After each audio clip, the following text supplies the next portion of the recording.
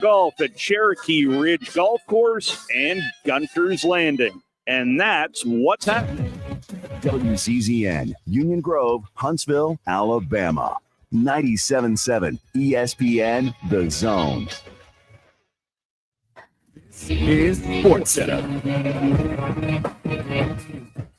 I'm Christine Lisi. A blockbuster NFL trade. A couple of weeks after Cowboys owner Jerry Jones hinted the team was working on substantive trades, Dallas has acquired receiver George Pickens and a 2027 sixth-round draft pick from the Steelers for a 2026 third-rounder and 2027 fifth-rounder. Pickens' role as Pittsburgh's wide receiver one ended with the trade for DK Metcalf. Cowboys get their number 2 receiver in Pickens, who is set to enter the final year of his rookie contract. Warrior superstar Steph Curry will undergo an MRI today. He left the win in game 1 of the second-round NBA playoff series against the T-Wolves with a left hamstring strain. Coach Steve Kerr said they'll game plan and operate as if they won't have Curry for game 2 tomorrow. Tonight's second-round Stanley Cup playoff doubleheader, Panthers-Maple Leafs game 2, 7 Eastern, followed by game 1 for the Jets and Stars.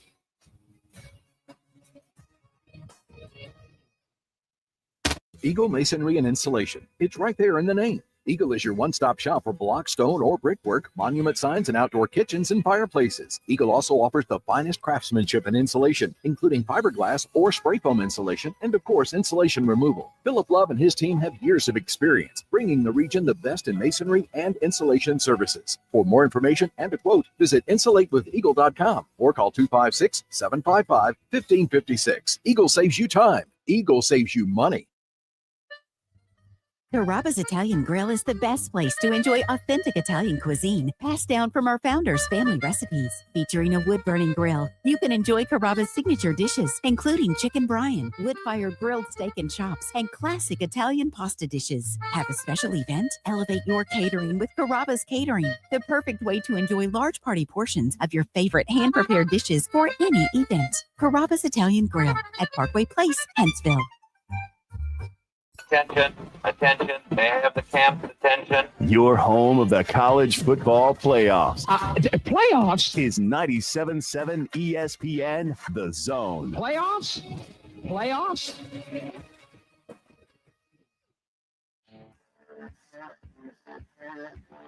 Joe Hunk.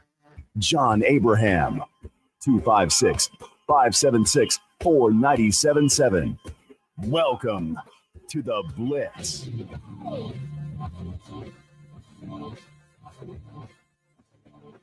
Hello and welcome in to another wacky edition of the Blitz. John Abraham, Joe Hunk, 2 hours straight of sports talk, goofs and gaps, and your phone call at 256-576-4977 as Joe's getting prepared over there on the other side of the glass. And you can also find us over on Twitter at our personal X feeds. X feeds, it's weird. It's still weird. You can find Joe at Joe Hunk. Very easy for you there. And then me, the sadly updated at John Abraham sadly, ESPN. Professional.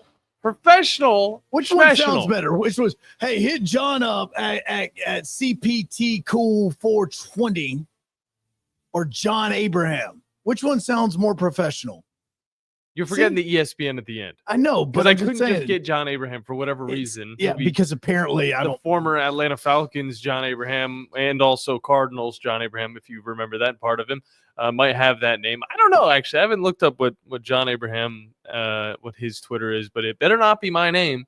All I know is X was not letting me switch my name to my actual name, even though it said it was allowed. Regardless, got a lot of fun things to hop into today.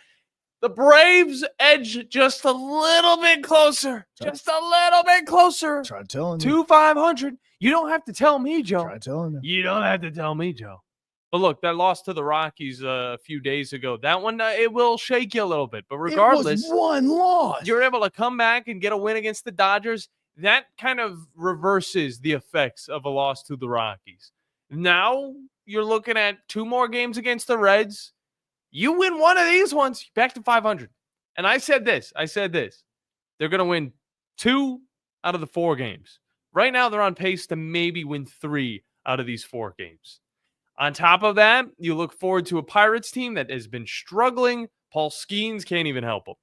So Who knows? Maybe the Braves are going to be able to pull ahead and even, maybe push higher up in the standings. I'd love to see it happen, and I know you guys would as well.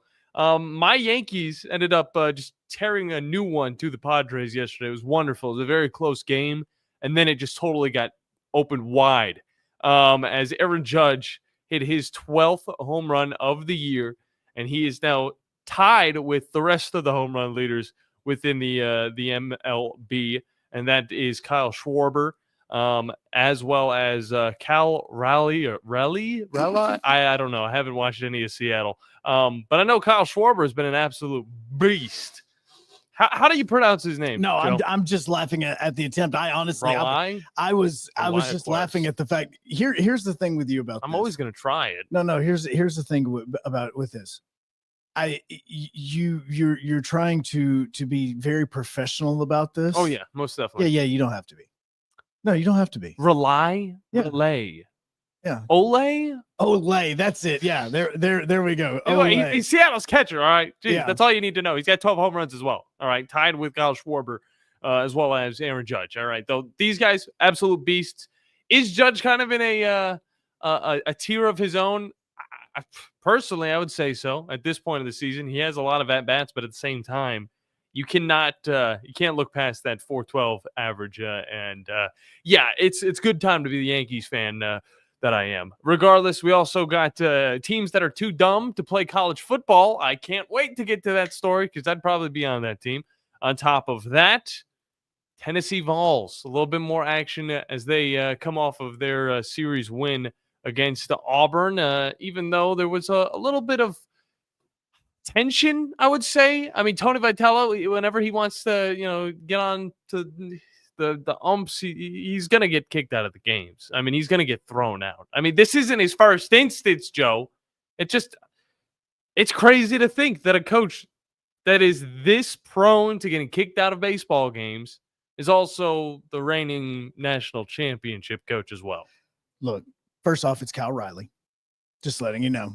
Second off, with baseball as well as any other sport, the one thing that you can do to really help, not just people that do the games like play-by-play guys out, but also to help your fans out, is do what the Seattle Mariners do. And that is, in the San Francisco 49ers do it. Some other teams do it.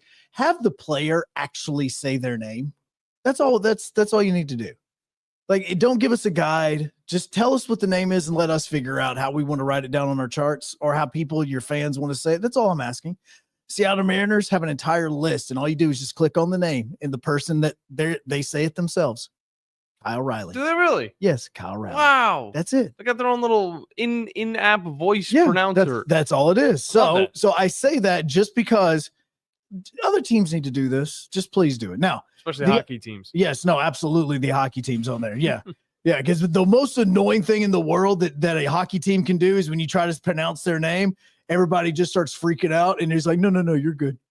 Nope, you're good. You're good. Just say it like that. No, I don't want to know I want to know how your mother says it. When she's yelling at you down the hall because you didn't pick up your dirty clothes, I need to know how your mother yells your name. Hey, Joe, that's exactly right. Is that how your mom did it? No, she threw in my middle name as well. It was, she said Joseph Carey Hunkapilla. Yeah. There's a reason why. Yeah. We know. I haven't heard your middle name. Oh, you never know? Yeah, no, No. it's Carey. Carey. Huh. Yeah, family name. That's what one of my sister's names. No, yeah, Carey. So that's another reason why we couldn't ever name my son after me. Is it short for Caroline? Is your whole middle name Caroline? I don't know. Joseph Caroline Hunkapilla. That's exactly what it is. Caroline. Sounds like you were born in Florida. I know. Golly, it sounds like, seriously. You would think I love the beach. No, not really.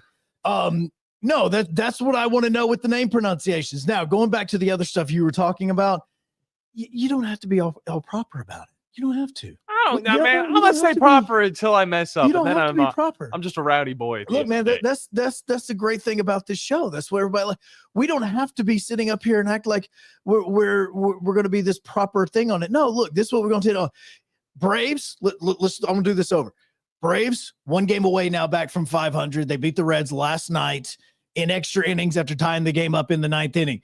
Your Yankees that you just mentioned. Yeah, I already talked about. I mean, absolutely just destroyed. Oh, they opened it wide open. And Aaron Judge now is in the conversation that people are wanting to know if you should be putting him in the same realm as Barry Bonds.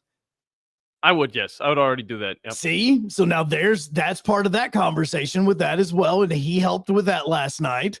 So that's how you do it, man. We don't have to be all proper about how all this is going. That's it. Hey, you do your thing, I'll do mine. I'm just letting you know. Okay. Akron's not too proper either. What is the Akron thing, by the way? Because you've mentioned it a few times, and I know you want to talk about it. I just want to touch on it. I don't want to talk extensively about it. Yeah, let's get into it. I want to. What are they idiots? Like, can they not spell their own names? Like, what are you talking about? I mean, you could kind of say. I don't want to say they're idiots. All right, that's a little rude. But yeah, Akron, do they know how to spell idiot? Like, if you're talking about how they don't, like, what?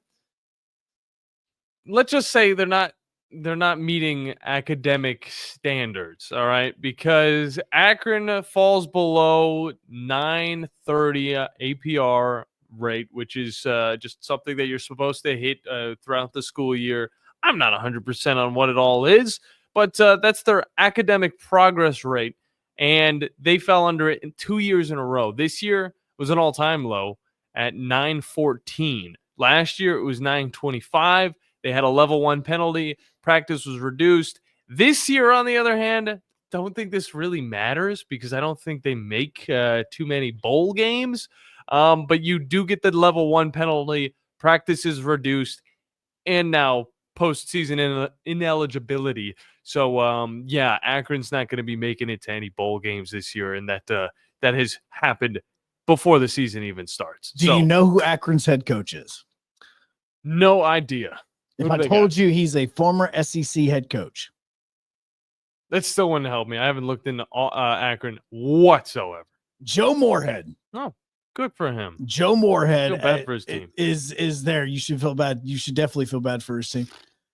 Because if you look at Akron under Joe Moorhead, they were 2-10, 2 different seasons in 22 and 23. And last year they were 4-8. Well, he wasn't doing much better at Mississippi State. So no, he was only at Mississippi State for 2 years. He was a head coach also at Fordham, but obviously he's what the biggest name and fame for him would be when he was the offensive coordinator for Penn State. Gotcha. So that's where he was he's still looking for his first ever bowl win. That's the funny thing about it. Because he was able to take Mississippi State to, I believe, 2 or 3 different bowl games, lost every single one of them. Yeah.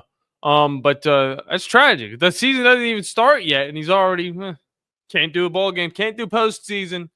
He probably wants to find a better job, but somebody's got to be the coach of the Akron. What is it? The Flashes? Something like that.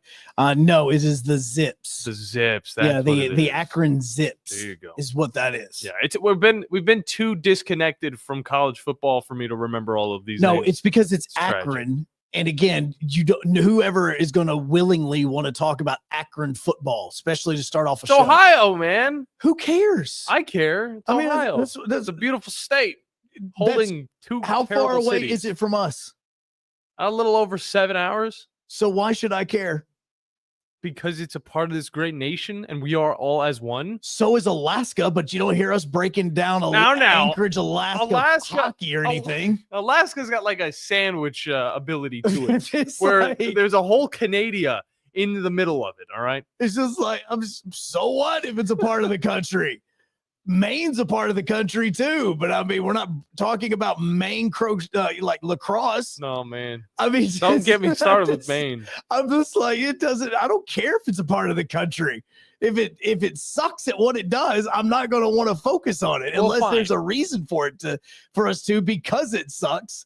Like at some point in time, like USC, if you wanted to talk about how USC had gotten down to they were supposed to be bowl eligible, and now they're not. That's a big deal. The main part of why I wanted to bring it up is not because, it's Akron, they got to be in the news. It's that this could actually happen. It's like football players actually have to learn. In this day and age, they have to actually have good grades. No, it just means that Akron doesn't have the tutors to do the homework like the rest of schools do. Well, that's true. I mean, that's what it means. Probably don't have the budget for it. I mean, that's it. Yeah. Do you really think that Akron is pulling in a lot of people NIL-wise? Like Joe Moorhead at this one, they're 2-10, 2 seasons in a row with him, and they're 4-8. Do you think he's going to be bringing in anybody big now because they can't even go to a bowl game? Like you didn't even know the name of their mascot. Do you even know their team colors? Yeah, I do. See, you It's know, gold and blue. Yeah, it's the team colors are there. It is navy blue. Yeah, Come on now. it's navy blue. Yeah, It's not light blue. but it's just like those are. You could right now quiz people on it. Nobody would know what their Exactly. mascot is. But if this was USC, if this was a Penn State, if But this it was is heck, I'd definitely even a say different story. Arizona State. We know it's definitely a different story, but I didn't know that you could be so, I don't want to say it because it's so rude, so dumb Yes. that you may not literally even aren't be dumb. allowed to play football. And I wanted to look to see how many other schools kind of had this happen to them in the past. I mean, it was unclear. And this is something that had to be installed, I think, a few years ago. It was during COVID. It had to be installed because, of course, people are off location. This is a totally different time. And for a little bit, they took it away. And then they had to reinstate it. I think it was 2022. And that's whenever these schools had to start being put on blast yet again, because, of course, you were back on campus. You were supposed to be learning the way that you were learning pre-COVID. See, and I'm more interested in the fact that finally Utah has made it a thing. They have finally announced the name of their hockey team. Oh, the Yetis? No, it is. They have officially become the Utah Mammoth. I don't mind that name. No, I don't either. That's what I'm saying. I think the logo is going to be sick. They literally just dropped the video when the show started. It sounds B-League, I will say, the Utah Mammoth. But give it 5 years, Joe, those logos are going to be really cool. And on top of that, that's just going to kind of roll off the tongue. Yeah. I didn't think that Seattle Kraken really rolled off the tongue, but now it rolls off the tongue. Well, and the mammoth logo is kind of cool because obviously it looks like a woolly mammoth, but it also has like the mountains as part of its head. Oh, geez. Here we go. And so I'm like, okay, like I didn't know they came up with the logo so fast. fast. This has been a 2-year thing. They literally played an entire season as the Utah Hockey Club. Is this it? Yes, the Utah Mammoth. Come on. The idea. Oh, my gosh. That's terrible. So now it's terrible. No. The idea of a mammoth as a logo can be so cool, but the way that they did it, let's do it 2D. Let's do it sideways. So here, look, Make it look like an action that is happening, like a mammoth actually charging something. Right here, it is literally a mammoth that's got like a shattered skull. Since we're sitting in it and we're talking about this, go to WZZN TV because I'm uploading the image of what their jerseys are going to look like in 2025, 26. I'm uploading this right now so that you can see it. It's so this is what the true logo is going to be right now. You can see it on WZZN TV. The away logo, the only thing that changes with the away logo is they just change the patches on the shoulders. That's it. That the away logo stays the same, and they're just adding the mammoth logo on the shoulders. Well, they changed the font a little bit to the Utah. Okay, just a little bit, but nothing. The whole style. Matthew's already saying Tusks up, dude. Yeah. He's already a fan. Dude, it actually is pretty sweet. And now I'm not a fan. I will say I'm not a fan of the logo either. I think that their second logo that they come out with in a couple of years is going to be the best one. Like a lot of times when teams come out with a logo, the first one and the first jerseys don't always really hit. Yeah, but I don't mind going. Okay, I don't mind the colors, the scheme. No, everything looks cool. They got is really nice. Even the Utah with the mammoth tusk going through the U, like their U on its own, their alphabetical logo, all of that stuff looks pretty clean. And I now that you're showing me their uniforms or their sweaters or their jerseys, I can't really say they're too bad. The logo doesn't even look terrible. But again, I don't like how simple that they made it. See, like I look at us, okay, and as you're watching on WZZN TV, I can change this back to the shot of our beautiful faces that we have going on here. But I'm just saying, like with us, I look at this and I'm thinking to myself, like we look at us, and I'm rocking the Havoc stuff today, okay? Like I wore the playoff T-shirt, and yeah, we'll talk a little bit about the Havoc here in just a little bit. But I like this logo more than I liked the first logo. Yeah. Like it has evolved to the point that I look at the first logo and I'm like, okay, that's all right. But this logo to me is even better than that. You're talking about like the cartoony logo from like the 1940s. Yeah. Yeah. I'm more of a fan of this one. And as it's going on, like our uniforms that we have now, between the home Reds and the away whites, They're better now than ever. they legit look they look more NHL than what Utah just put out. Mm-hmm. They genuinely do. Well, I will say the Utah Mammoths sound like a B-League team, completely B-League team. But regardless, give it a few years and it'll be a little bit better. But you guys can join in on the conversation, not on the phone lines, but over on the comment section until we get to the later half of the show. Second hour is going to be wide open. We do have the cover 5 today. We do have a cover deal. 5. And let me answer Brandon's question, okay? Because Brandon says, I don't really understand why Utah didn't get creative and instead of go with like of the Utah Yetis, they could have been the Utah Yetis, just spelled it just differently. And the whole reason for that is because the Yeti brand would not give up the naming rights. They wouldn't strike a deal with Utah for the naming rights. But that's why he says, why didn't they change it because around a little? It's still, you could still use that in the court of law and say that that's still the same thing. Well, I say this. That's bullcrap. This is the same type of thing that we saw one of the React channels on YouTube try and do, where they tried to straight up copyright claim anything that has the word React in it that is not a part of their domain. They tried to take that to law. You can't do that. With these normal words, you really can't do that. Yeti can mean multiple things. Well, yeah, but if you have the copyright of the word Yeti for your brand. Yeah, but for YETI, not YETEE. But it's the same. Why does this sound like this is Vanilla Ice and Queen right now? This sounds like Vanilla Ice and Queen. YETEE. Do you see how that we have 2 E's in ours? You only have you don't even have one, do you? No, you have one. We have multiple E's. We have 3 E's to your 1 E. See, it's different. You're Yetis and we're Yetis. Well, you guys are Yeti, like Jedi, you know. Yes, that's exactly what it sounds like if you actually put it into. I digress. And the same thing is a lot of times when a company does a copyright for their name, they've also copywritten a few other names as well. You're right. Where they like, hey, just in case, we want to make sure that we get everything kind of around it so that they can't. I mean, let's be honest. All right. You can get the knockoff Yeti cups. Like you can. Trust me. It's very easy to they're get. At Walmart. I mean, you could get the same thing. You're really just buying the logo that's on the front. But the logo on the front is what you're purchasing. Yeah. Same thing with this. Now, could they have struck a deal? Yes, absolutely they would have, but I assume that Yeti, the company that owns Yeti, wanted a little bit more than what Utah was probably willing to do. Mm-hmm. And so that's the reason why the deal never got made for that. I would have preferred Yeti, but Mammoth, not bad. Not terrible. Logo could be really sweet. Mascot could be really awesome. Just saying. I'd much rather talk about that than the fact that Akron can't spell Akron. Well, I'd much rather talk with Ryan Sylvia about this Tennessee Volunteers team because even though they lost in the series against Auburn, they have a fun matchup coming up in the form of Vanderbilt. It's going to be in-state rivals going at it here in the month of May. And, it doesn't get much easier than that because Arkansas is the last team on their schedule. So let's take it to break. When we get back, Ryan Sylvia from Go Vols 247 is going to be joining us, talk a little bit more about the Vols and what they've got coming forward here on the Blitz on 97.7 ESPN The Zone, WZZN TV, and ESPN Winchester. Forgiveness. Wow, what a word. What a gift. All of us have done things in our lives that we regret. All of us have done things that are disobedient. All of us have sinned and fallen short of the glory of God.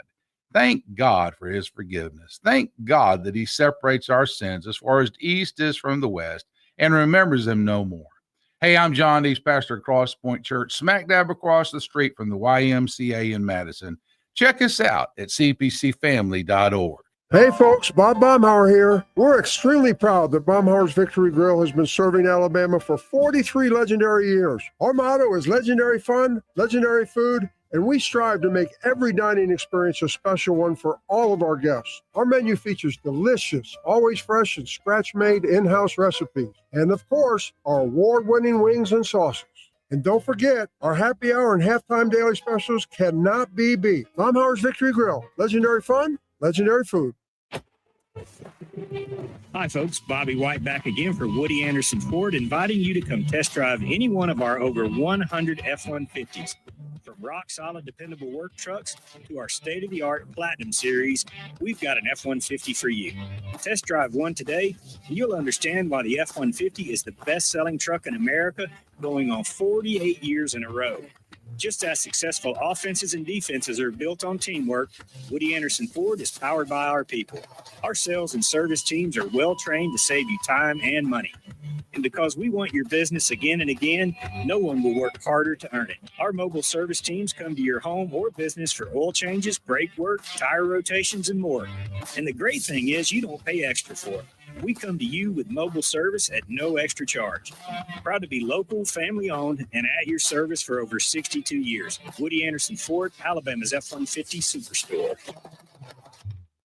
The new favorite place for delicious Mexican food is Coralejos Mexican Grill in Huntsville. Check out their reviews on Facebook and you'll see what people are raving about. Enjoy drink specials all day, Monday through Thursday, like house margaritas for $3.99 and 12-ounce drafts for $2. Even vegan-friendly entrees on Monday starting at $5. Coralejos Mexican Grill, 1658 Old Monrovia Road in Huntsville. Follow them on Facebook and Instagram to stay updated on their specials.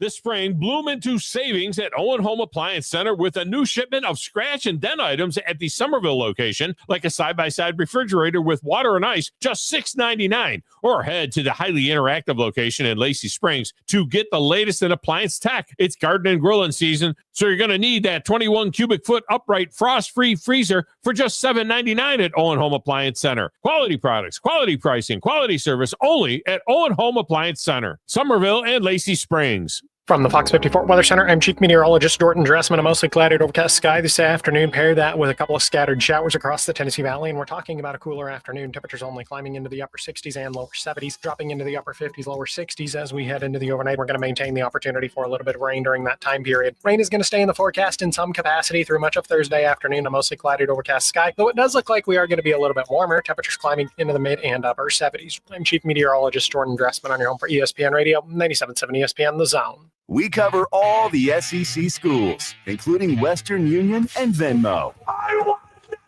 money! You know, 97.7 ESPN The Zone.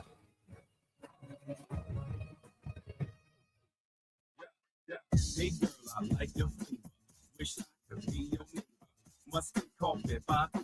Hello and welcome back into the Blitz. John Abraham, Joe Hunk, as we continue on today's edition of the show. Yeah, Joe is he's dealing in something. It's been raining a lot lately, and our roof is not really liking that.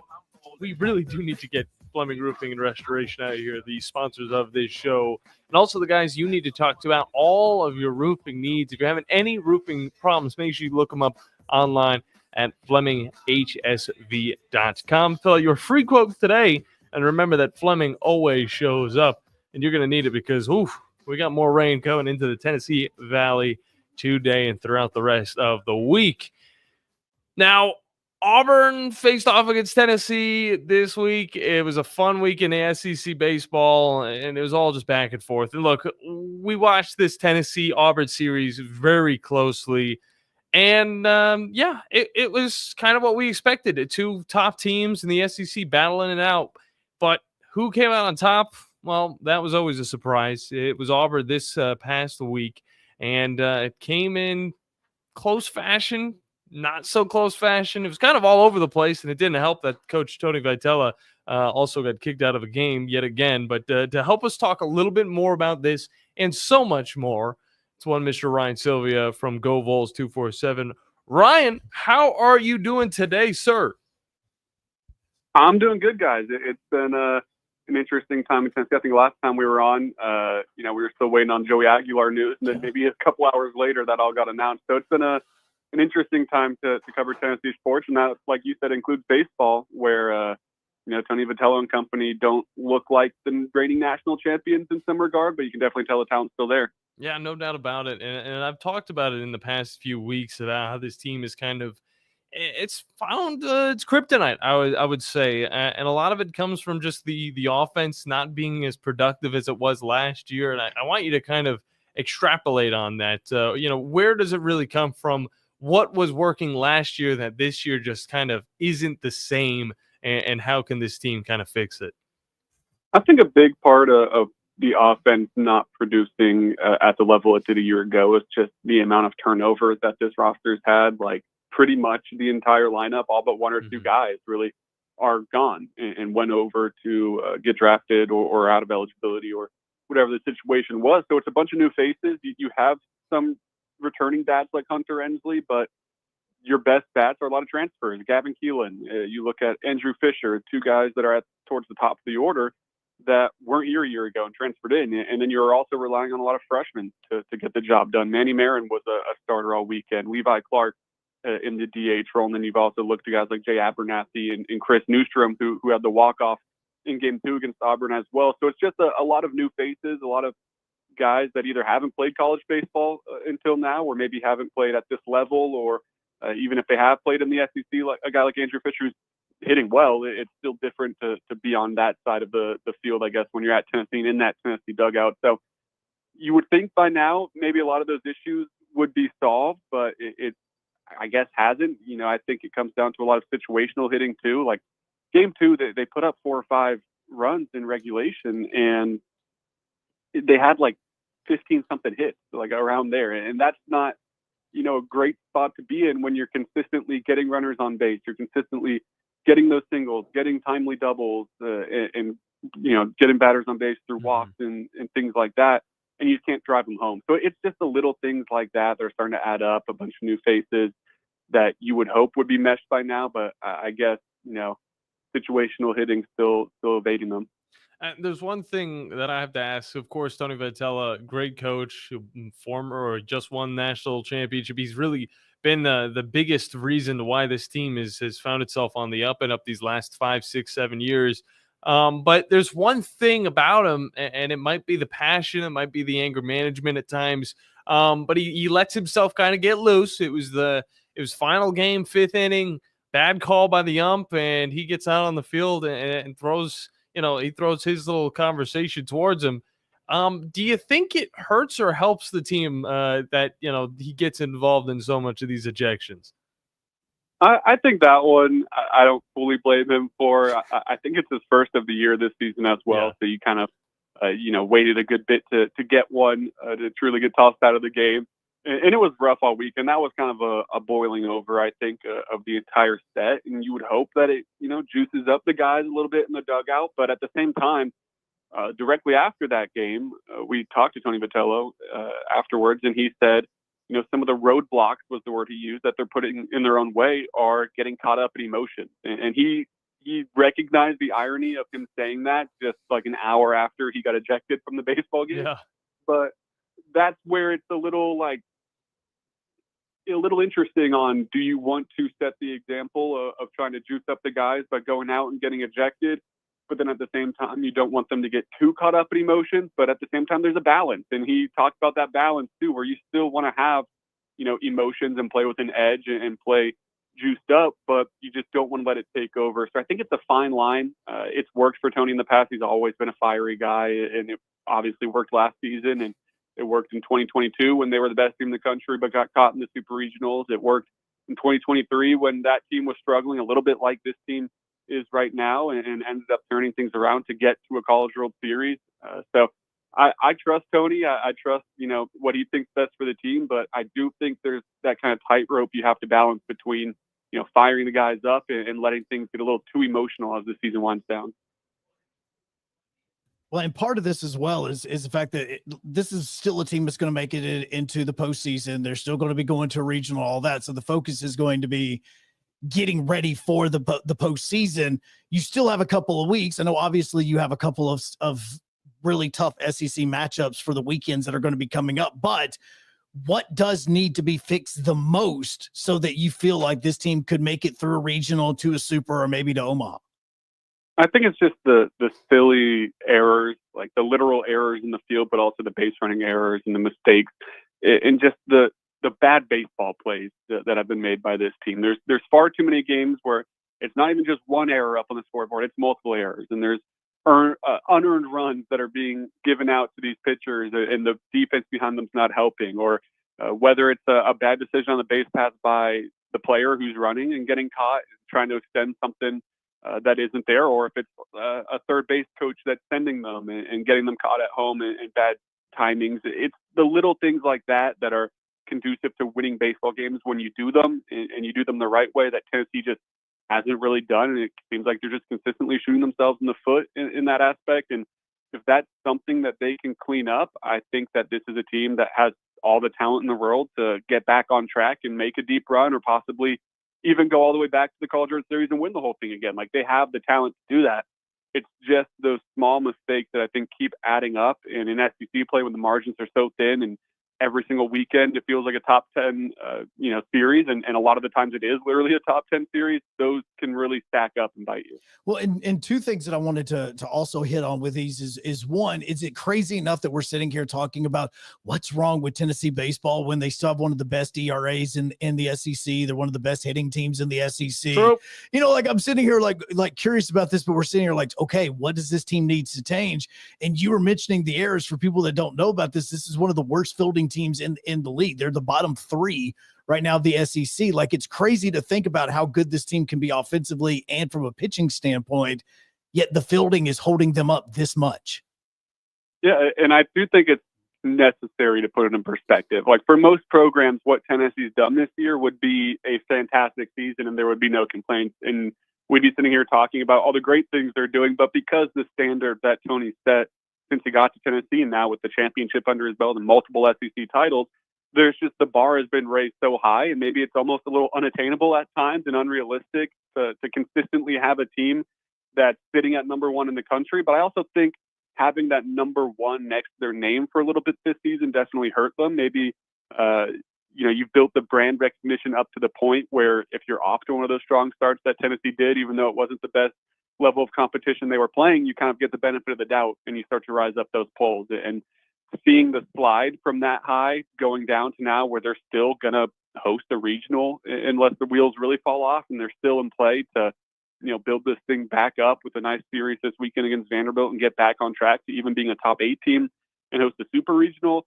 Like, that's really impressive. And it's not something that a lot of teams can do on a year in, year out basis, but really since 2021, Tony Patello's had this team rolling in the right direction. And I do think it is necessary to take a step back at times and be like, sure, there's issues. It's not the cleanest baseball right now, and it's not conducive to winning. And they're playing a style of baseball that could get them caught early in the tournament.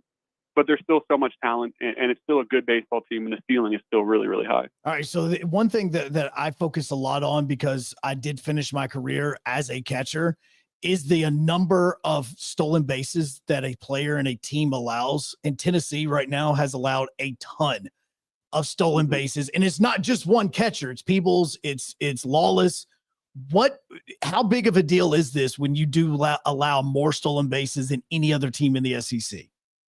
It's become an issue at times, and teams are starting to catch on and get more aggressive. And that SEC teams and these teams are playing in the midweeks, just trying to get, if you can get a runner from first to second with, off a leadoff single, and then you steal second, now you got a runner in scoring position with no outs. Like, that can be a big difference maker and lead to runs. And if your bats aren't on fire and you're struggling to put up runs yourself and errors are costing you, those little margins can stack up and be a difference in a win and a loss.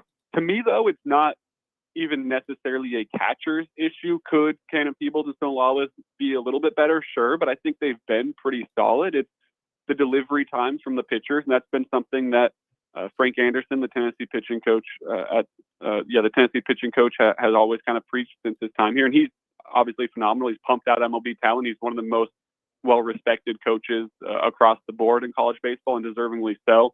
But it's just kind of one of those stylistic things that a lot of his pitchers, even from the stretch, have lower deliveries, and it's giving these runners pretty significant jumps, and they're halfway down the baseline by the time the catcher has the ball, and it's just really tough to kind of make up that difference if you are a catcher. So I'm not saying that the catchers are blameless, but to me, I think you look a little bit more to the head start that these pitchers are allowing some of these runners to get to why those steal numbers are so high. Ryan Sylvia from Go Vols 247 is our guest, talking a lot of baseball, but now I'm going to flip it to football. All right. Because right now, a lot of people want to be smoking that hopium as we go into the 2025 season. But a guy named Joey Aguilar as the starting quarterback, possibly looks to be something that might have people excited, might have people worried. What are your opinions on the whole situation? Obviously, Iamaleava way out of town at this point. Now we're just looking forward to the future. Yeah, I think definitely Josh Heupel is ready to turn the page. He said something the other day about let's stop calling it like the Nico Iamaleava situation, start calling it the Joey Aguilar situation, and what he brings to the table, because he is the quarterback at Tennessee now. We'll see if he can grab that starting job. You fully expect it to be a quarterback battle in fall camp between Joey Aguilar and then the redshirt freshman Jake Merklinger and true freshman George McIntyre. It'll be interesting to see who wins that job, but it feels like Joey Aguilar is the favorite right now, at least with all the experience he has. You look at that experience out at App State, and it's kind of polarizing at times. Like, when he's good, man, he's really good, and he's dynamic. He's throwing the ball all over the field. He's accurate down the field, and it looks like a perfect match in Tennessee's system. But he had those games, and he had those drives where he was turnover prone. He was throwing a lot of interceptions. He was making some bad decisions. So if you get that version of Joey Aguilar in SEC play, then all of a sudden it could get a little disastrous. And that's when maybe that quarterback controversy might start to arise again, even if this season gets underway and Joey Aguilar is named the starter. So I'm curious to see what steps he's taken since those 2 years at App State. He's had that spring camp with UCLA in a different system. Now he's got to quickly adjust to Tennessee, which can't be easy either. So cards a little bit stacked against him. He's got the arm talent. He's showing that he can do it at a high level, but I'm curious to see if he can avoid some of those little weird spurts in there where he did turn the ball over, had some bad games, because you really can't afford to do that too much in SEC play. And before we let you go, man, because the reason I saw this all over social media yesterday, and I know that he's already graduated and he's gone, but Brew McCoy calling it a career, like it was a big deal when he came to Tennessee. You thought he was going to make a massive impact of what he did. He had the injuries, but like when you saw that yesterday, what did you think? It's sad. Just a great football player and a guy who was really involved in the community, who did a lot of great things with charity work and different things like that in Knoxville. But you have to expect that he'll land on his feet and that he has a plan. I'm sure he could open whatever business he wants in Knoxville after 3 years here. He became like a big time fan favorite. And he's someone that I don't know if Tennessee beats Alabama in 2022 without him because of one single play. Everyone remembers the field goal by Chase McGrath to win that game. But Brew McCoy's the guy who goes up and makes a extremely contested catch on the final offensive play of that game to set up that field goal. So he's got legendary moments. He's never lost to Alabama or Florida at home in his 3-year career. He's 4-0 against those teams. So he's done it against the big dogs in the conference as well, and the big rivals for Tennessee. So he'll go down as a fan favorite with UT, and I'm sure he's got a lot of great things to come. Yeah, no doubt about that. Looking to see what he's going to move forward in, because that's what a lot of these players got to kind of think about nowadays is the plan Bs, the plan Cs, and all that good stuff. And great stuff at UT that you're going to be able to learn and move on with throughout your life. But great stuff by you, Ryan. As always, let the people know where they can find you on socials and online. Yeah, I'm at Twitter or X at Ryan T. Sylvia, and then you can find us at volreport.com. We have coverage of really everything Tennessee Athletics. Got some softball coverage up this morning as Tennessee softball looks to start their SEC tournament run. Baseball season winding down, Tennessee football, men's basketball, women's basketball, everything Tennessee Athletics over at volreport.com. Great stuff as always, Ryan. Looking forward to the next conversation, and hopefully it'll be a Tennessee postseason conversation at that. Yeah, let's do it. Appreciate it, guys. Thanks, Great bro. stuff. As always, Ryan Sylvia. Make sure you guys go and check him out online and on socials. Joe, have you seen the Heisman odds for both Joey and Nico right now? Because it's kind of wacky. No, I have know if not. you caught that. Okay, well, we're going to bring that up when we get back. And if you guys want to join in on the programming, react to anything Ryan had to say or not, you can at 256-576. More. What? 4-977, and we'll be right back here on the Blitz on ESPN Winchester, The Zone, as well as WZZN TV. This is Brent Musburger's VSiN Action Update on 97.7 ESPN The Zone. Drivers who switch to Progressive have an annual savings of nearly $750. Progressive.com.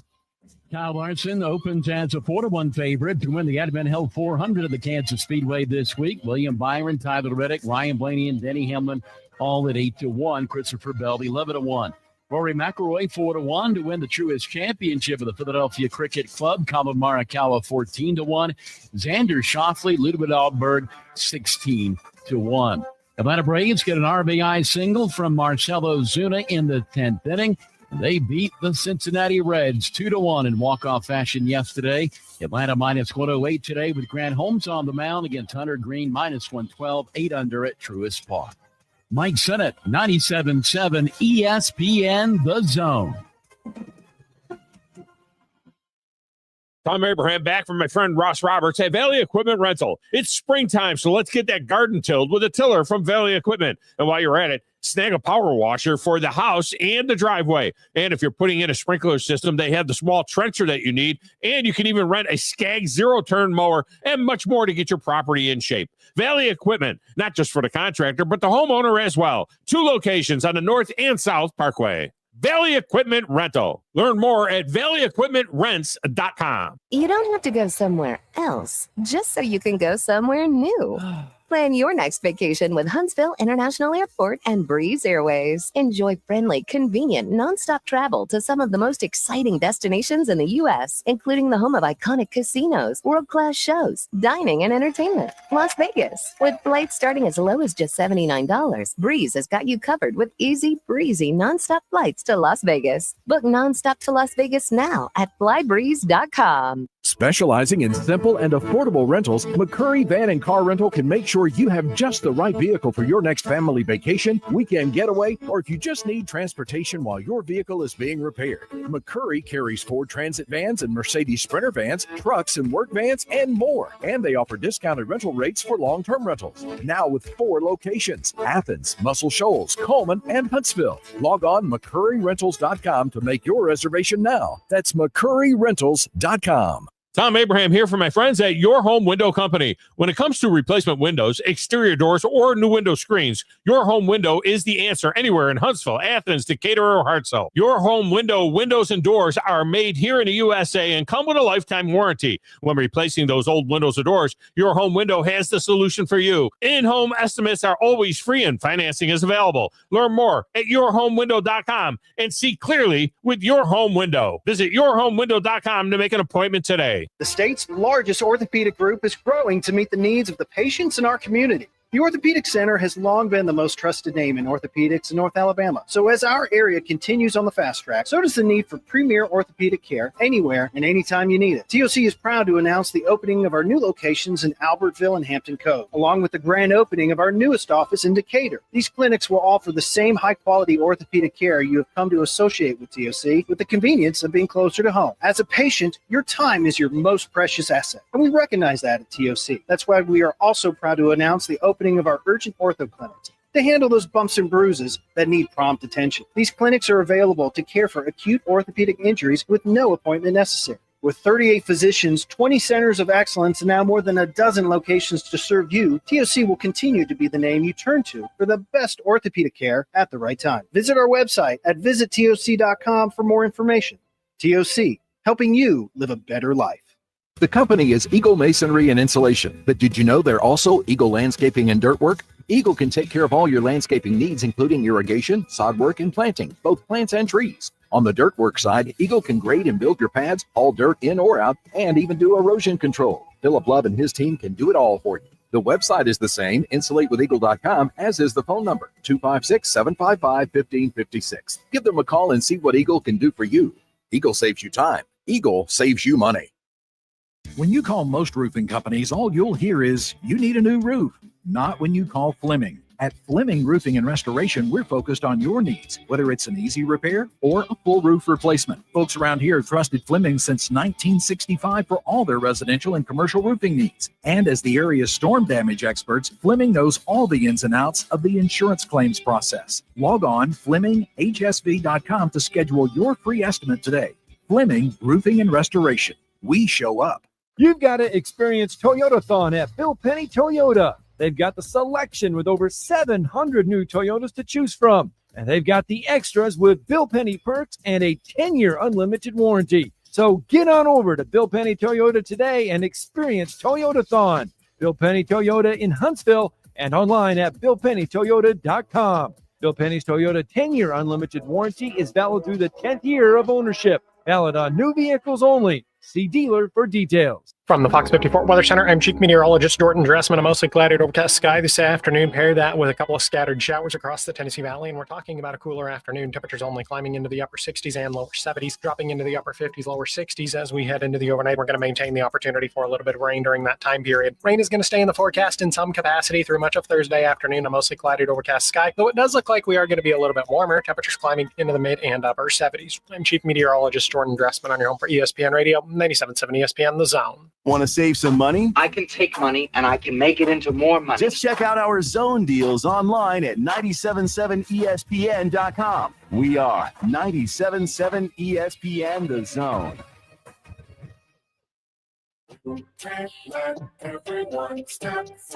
You know who was questioning the music that you were playing?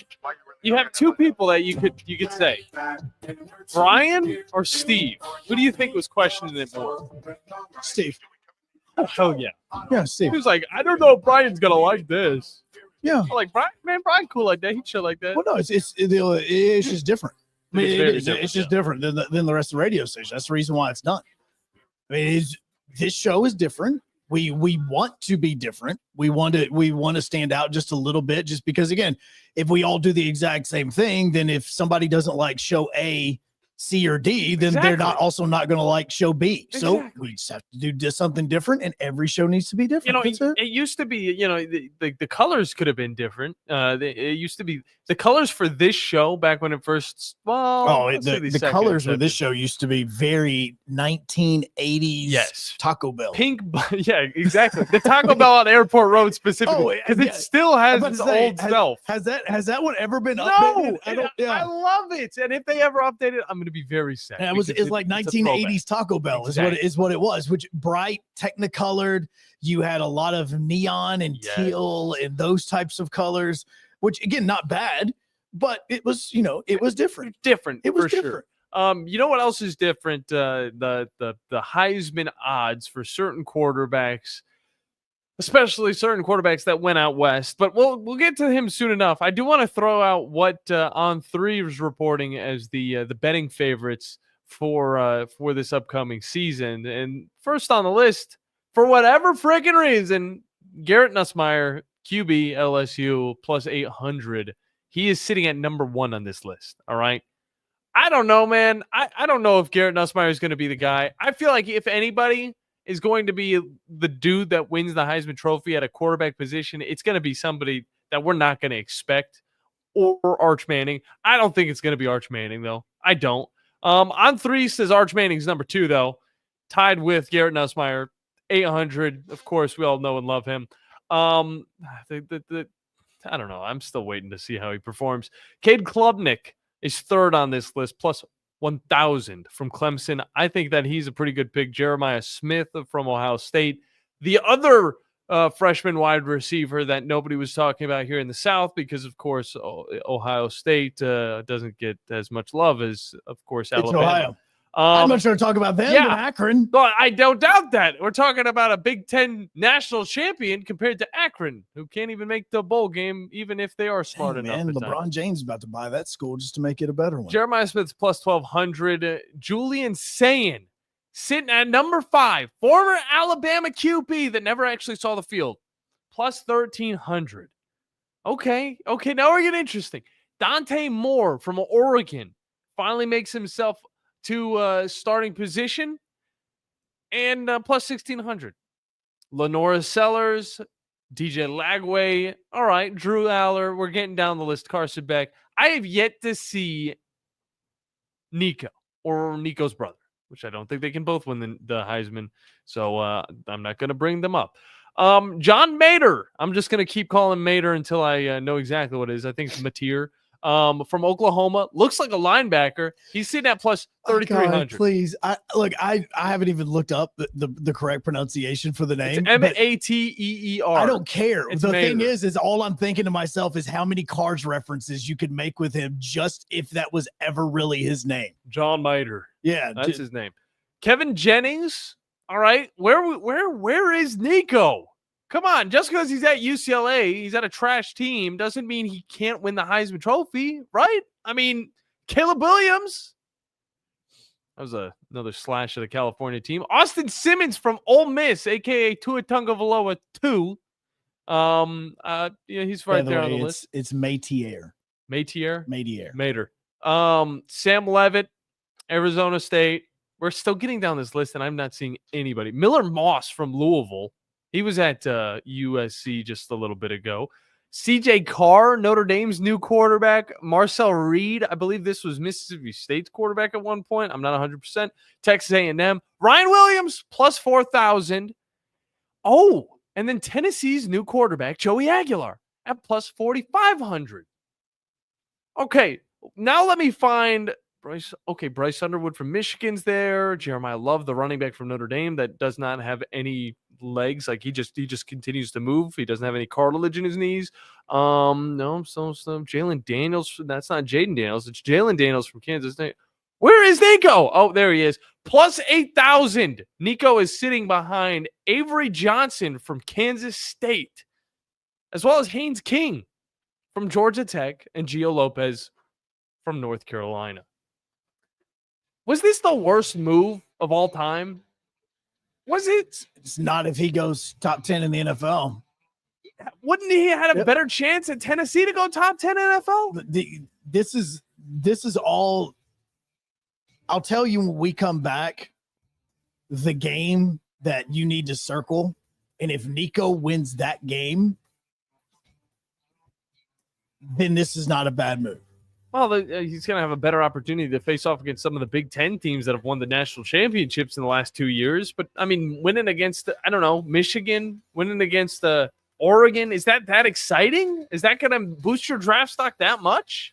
256-576-977. We continue on the Blitz when we come back.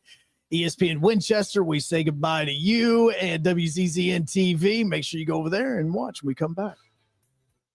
Looking for your next game day party destination? Well, think outside the box and kick back at Flosa Premier. And you may be thinking, isn't that the trampoline place? Of course it is. But it's also the one-stop spot for all things fun. And if kicking back with the boys to watch the game is your jam, then you're in the right spot. Jump or not, Flow tends to all ages, meaning while you sit back and watch the game, but little Jimmy's having the time of his life perfecting that front flip he most definitely wants to show you. You got this, Jimmy. So next time you think Flow, think fun for everyone.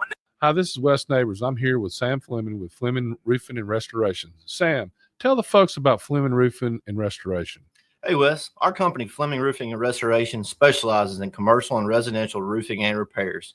I'm a fifth-generation Huntsvillian, and our family's been doing construction business in Huntsville area since 1965. Sam, what kind of roofs does Fleming Roofing and Restoration do? Our guys are skilled enough. We can come out and address any kind of leaks or issues you might have on your commercial, on your metal roofing, on your shingles. We can do anything, and we can offer you a solution to repair it, or we can replace it. Well, you guys also do insurance restoration. Our staff has 10 plus years of experience as insurance adjusters, and we really do know the inside and out of the claims process at Fleming Roofing and Restoration. Check out Fleming Roofing and Restoration online at FlemingHSV.com, or you can call or text them at 256-651-9440. Hey, Wes, we show up. Tom Luganbill here for my friends at Woody Anderson Ford. Bobby White and his team take great pride in their service department, and you can see it the moment you walk into those beautiful new service lanes. And just like a championship team, they all work together to make sure your experience is second to none, whether you drive a Ford or not. Also, check out the gold certified pre-owned inventory at Woody Anderson Ford for great deals every day. Stop by and see them at Jordan and Sparkman, or at Woody Anderson of Madison on Hughes Road, or visit WoodyAndersonFord.com. Are you tired of power outages disrupting your life?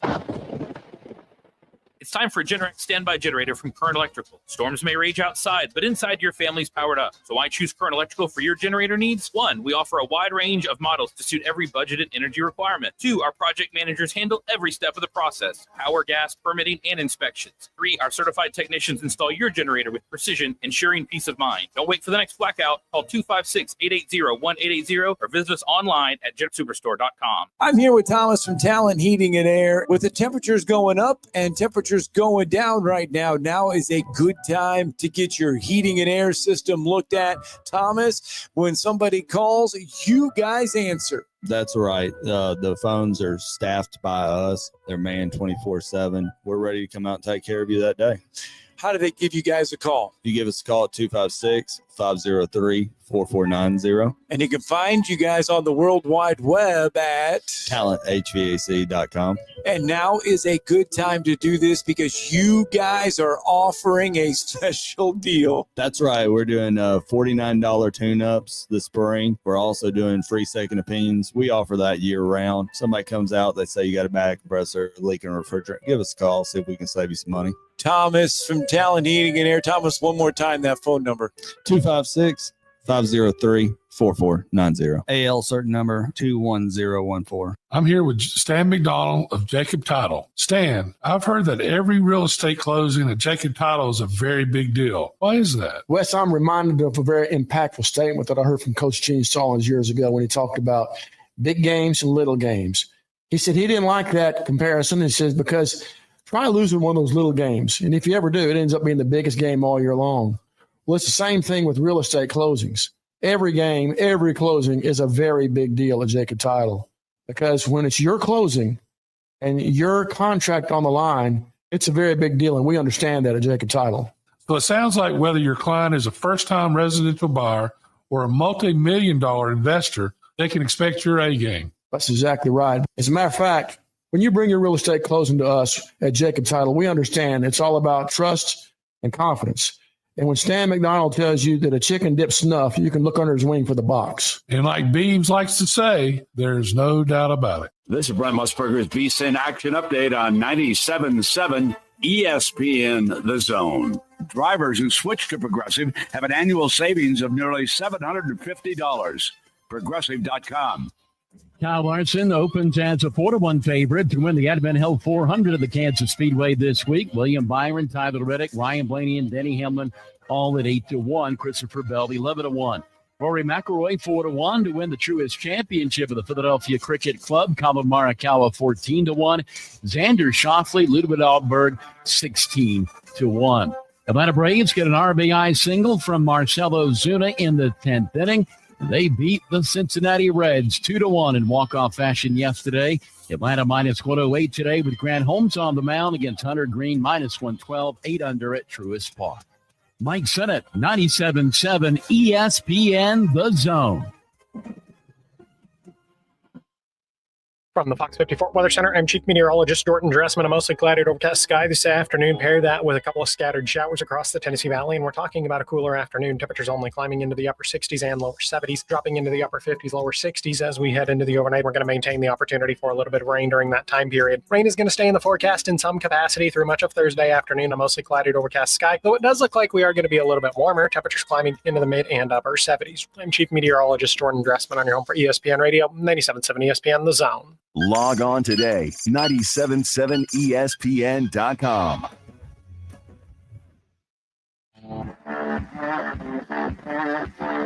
Joe Hunk, John Abraham, 256-576-4977. Welcome to the Blitz. Second hour. You done messed it up. No, I didn't. Yes. Wait, did I say? Is it because I didn't say final hour? Yes. I thought it was second hour, final hour. Second. Now you got me messed You haven't been here for a week and a half. You're right. Second hour, final hour, best Best hour. hour. So yes, you did have it right. That is right. That you had me thrown off because you're right. I haven't been here in about 8 days. Yesterday was my first day back. And you want to know? Here's the other thing. Camera's so zoomed in. Is it really just? Oh, hi! It really likes you today, doesn't it? It really does like you. Get away from me. It really genuinely like you. Yeah, so next time just like listen to me whenever I say, hey, let's do this thing. All right. I'll do second hour, you do final hour, I'll do best. Yeah, no, you we'll did. Do best hour together. But you literally said it as we were about to go on, and it didn't process with my head of wait, is that right? It's just a broken computer It sound. was. It just because I haven't gotten everything up to speed. And here's the other part about this. Sunday morning, Oh. we wake up. look, my wife we got out of the hospital on Wednesday afternoon at around noon. Talking Sunday All morning right, so now? Thursday, Friday, Saturday. So we'd only been back home with the new child for 3 days. Okay. And so, Tara, no, you did not miss while we're having to take a breath. I'll have that for you in just a second. But 3 days we were at the house. Sunday morning, we wake up. My son and I are getting everything going. You know, I'm getting everybody their breakfast, their little snacks and all this. And my daughter's one that can't do anything. Yeah, I can't wait to hear this. She's eating dinner, breakfast, whatever it is, you know, same thing. And so tea time. Yeah, tea time is basically what it is. And so my other daughter walks in, and so we're all standing there in the living room, and my wife, who is just sitting there, looks at me and goes, "Anybody forgetting something?" You left the baby in the car. And I'm sitting here thinking, there's 1, 2, 3. No, all babies are here. Okay. They all have food. Everybody has their drink. That one especially has his drink. And we're like, okay, so what's... No, we all got that. Laundry's going. I'm already got that. I'm going through the entire checklist. I was like, well, I've got to cut the grass today because it's been raining. And I just have to do it. You know, a little bit of time to do it. Exactly. I've got to put some weed killer on it and all this. Like, yeah, I've got all that. No, we're doing that just a little bit. No, one way. She goes, you know what today is? It's May 5th, May 5th, right? It's no 4th. It's May 4th. Yeah, it was. May the 4th be with you. You want me to put on Star Wars? Is that what you want me to do? Okay, hold on. Okay. Nope, not Star Wars. You better keep that right in there. You better keep that on Coco Melon, or you're going to get yelled at. And I'm going, no, what is today? She goes, well, I could give you an example, or I could give you 3 examples right here. You lost me. What are you talking about, woman? He goes, what is today? It's Sunday. It's Mother's Day. Oh my God. Are you serious? It was Mother's. Are you serious? It's Mother's Day? No. Wait, Ollie, did you guys do anything for Mother's Day this week? And he's like, no, why? Why didn't we? We didn't do Mother's Day. She calls her mother. I want you to listen to what my husband. Oh my gosh. Tell me. Yeah, go ahead and tell her. Okay, we forgot Mother's Day. Okay, I am very sorry. We forgot Mother's Day. We just had a child. Is that not a gift? A healthy baby. Is that not a gift for you right now? And then next thing you know, we hear from the other side of the phone. That's not for another week. You had me worried for a second. I thought Mother's Day already passed because of this. My wife goes, it's not today? No, that's not for another week. And I'm looking at her. I'd already on the table had gotten out all the colors and all the blank sheets of paper. I had one daughter trying to draw something. Yeah. Little man was trying to make a Mother's Day card. We were all scrambling because we felt so bad that we had forgotten Mother's Day. No, week early. Golly. Week early. Keeping you on your toes, Joe. Dude, I'm looking at her like, do you realize right now I already have anxiety issues? I don't need you to add to this. Okay. I don't need you to add to my problems right now. Besides that, though, did you have a good May 4th? May 4th, No, May the 4th be with you? Yeah, my son and I, we spend it the way that everybody should spend May the 4th, and we were playing Guardians of the Galaxy. That was exactly what we were doing. That game, by the way, is so incredibly fun. It's not Star Wars. No, it's not, but it's so incredibly fun. But it's in space, so it is. Okay. And so what they do is during the game, you can do like a rally. All right, where you pull all I the like Guardians rallies. back in. I like rallies. Yeah, no, you pull everybody in, and you got to choose one way or the other. If everybody's too excited, you got to calm them down. If everybody's depressed, you got to excite them. You got to do one of. But the thing is, the moment everybody goes break and you go back into the fight, they then start playing like some awesome 80s music. That sounds pretty cool. It's not the rally I thought you were talking. I thought you were rally racing for a second. And so next thing you know, you hear some Wham in the background, or you hear some like Def Leppard or something like that. And I'm just like going, like this is. I just pull rallies because I want to hear what song it's about to play now. So you literally huddle up with the rest. Yeah, you of your huddle crew up. and then Like break. you have all the Guardians here. Fun. You've got Gamora on one side. You've got Groot. That's good. You've got. You're looking around and you're like, oh yeah, that's exact. Drax is standing over there. Rocket's there, and you're like, okay, Let's get them together. And next thing you know, boom, he hits the very end of it. He hits the play button on his cassette. And next thing you know, boom, you start hearing, he's like, wake me up before you go. And I'm like, dude, I've never been so fired up to go fight some aliens in my life by listening to Wham like I am right now. So yeah, that's how we actually spent Sunday. That's fun. But she freaked me out because I thought it was Mother's Day. I'm like, why? We've been in a hospital. How would I know that? So I had to do a shoot on Sunday, and you gave me PTSD when you brought it up. Sunday morning, I was like, oh, golly. I thought about it. No. I had to go to Elora, Tennessee, all right? Shout out to Elora, the small town on right off of Winchester Road, actually.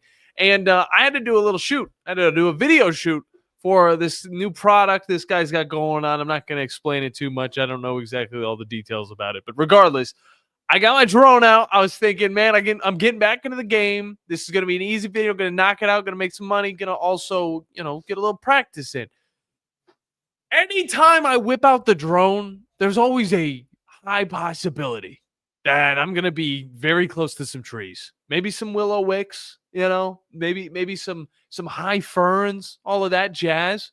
But I was thinking, for whatever reason, we were burning a pile of pallets. I was thinking maybe we're going to be in an open area. No, that wasn't the case. We were all right next to the trees.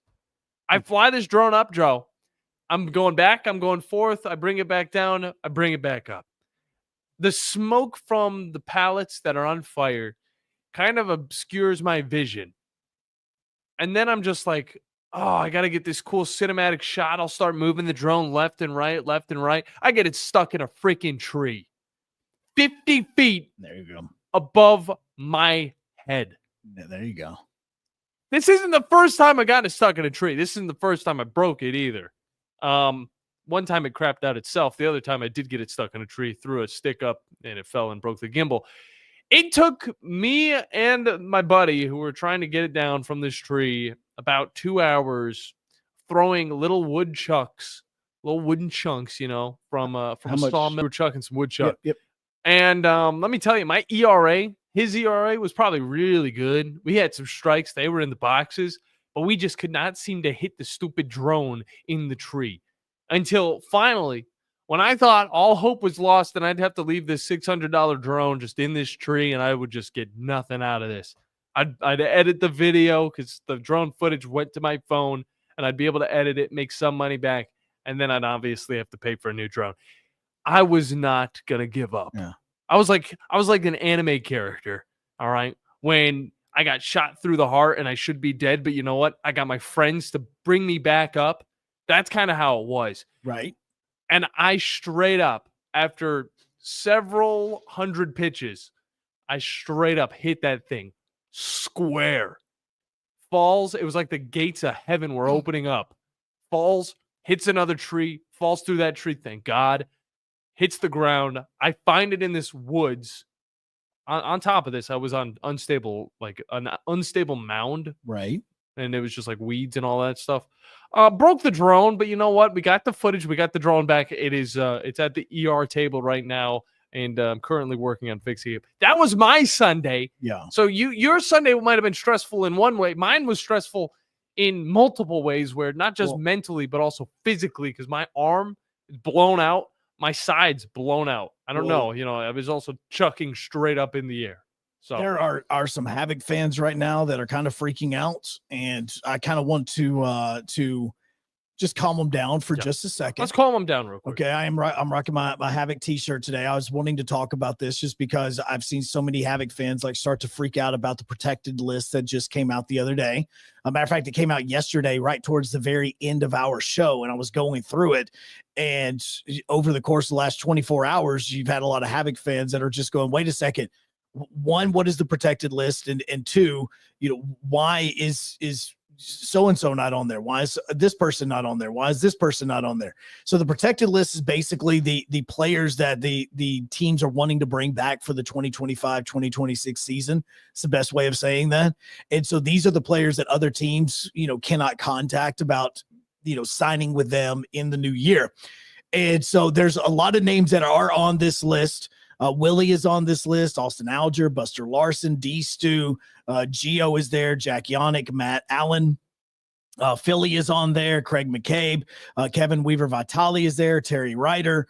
Those are some of, Charlie Risk and all that. Those are some of the names that are on there. But it's, like teams like Evansville, who did just win the championship, if you missed this. So what Cole CC did against Huntsville at the Iceplex, he did against Peoria, and then he did against Knoxville. And basically it was there. Also, not going to lie, part of the reason I wanted the Stars to lose to the Avs is because every single time I turned on the game, all I kept hearing about is Cole CC's brother. And I kept going, screw you, man. We couldn't beat your brother. I want you to lose. I want somebody in this family to just lose this season. Can we have that, please? Okay. And also because you're a Maple Leafs fan. Yeah. Well, no, it's not. Has nothing to do. I'm not a Maple Leafs fan. I just chose them in my bracket, and now I'm Maple watching Leafs them. Okay. Homer. So Evansville kept Cole CC. You have those guys. Roanoke kept Nick Ford. Like, those are the names that are being kept. The most notable names for the Havoc that are not on this protected list is Cole Regginato, Don Procopio, Connor Fries, Robbie Fisher, Sam Ruffin, Zach Connor, but also somebody like Mike Robinson, who obviously didn't have the best couple of games in the postseason. And the reason I want Havoc fans to not freak out is, look, this doesn't mean that these players are not going to be back on the team in 2025, 26. What it means is that these are the ones that the team wanted to make sure that they kept, because they wanted to make sure that these players were a part of the 2026 seasons. Guys like Dom, guys like Cole, like, they want to be back with the team. I mean, Dom literally has a life here, so it's not like he's looking to go elsewhere. Man loves his t-shirts. I mean, he loves his t-shirts. Vintage. He's basically creating a life in Huntsville, so it's not like he wants to go play elsewhere. And he's also the team captain. I don't think that, so that's one that a lot of people are freaking out. It's like, wait a second, does this mean Dom's not going to be back? We don't know about Connor. We don't know about Fries, with him. We don't know about Fish and Chips. Okay. We don't know about Robbie Fisher.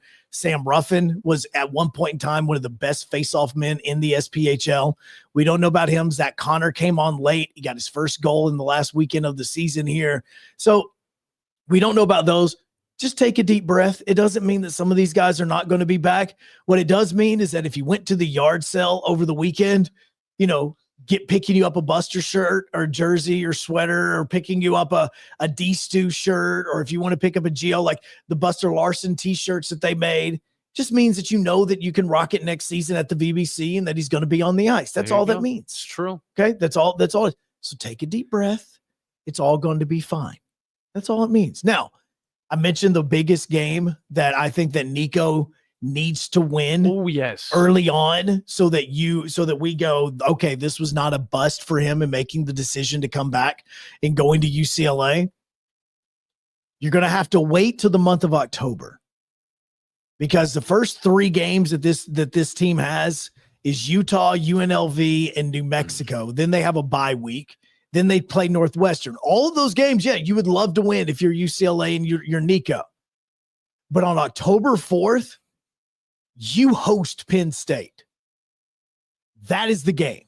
We're talking Penn State when I don't even think this team could beat Utah. I'm just telling you, okay? And I think everybody else, like UNLV, should be a win. New Mexico should be a win. Northwestern definitely should be a win. UNLV didn't, I know, but win their conference last year. Yeah, but this is a team that is going to also have a lot of players moving up to the group of 4 squads. Penn State, though, it's a really good one to look at, because you are right. If he can win against Penn State, he could easily win against Michigan State. He could beat a Maryland. Indiana, how good are they going to be? They're probably going to have a little bit of a drop-off. Nebraska should be winnable, even though they have Dylan Raiola. Now, is he still on that team? Yeah, I'm not even going to look at November 15th whenever they go to Ohio State. Like, I'm not even thinking about that, because you're talking about a team that was, not even 500 last year.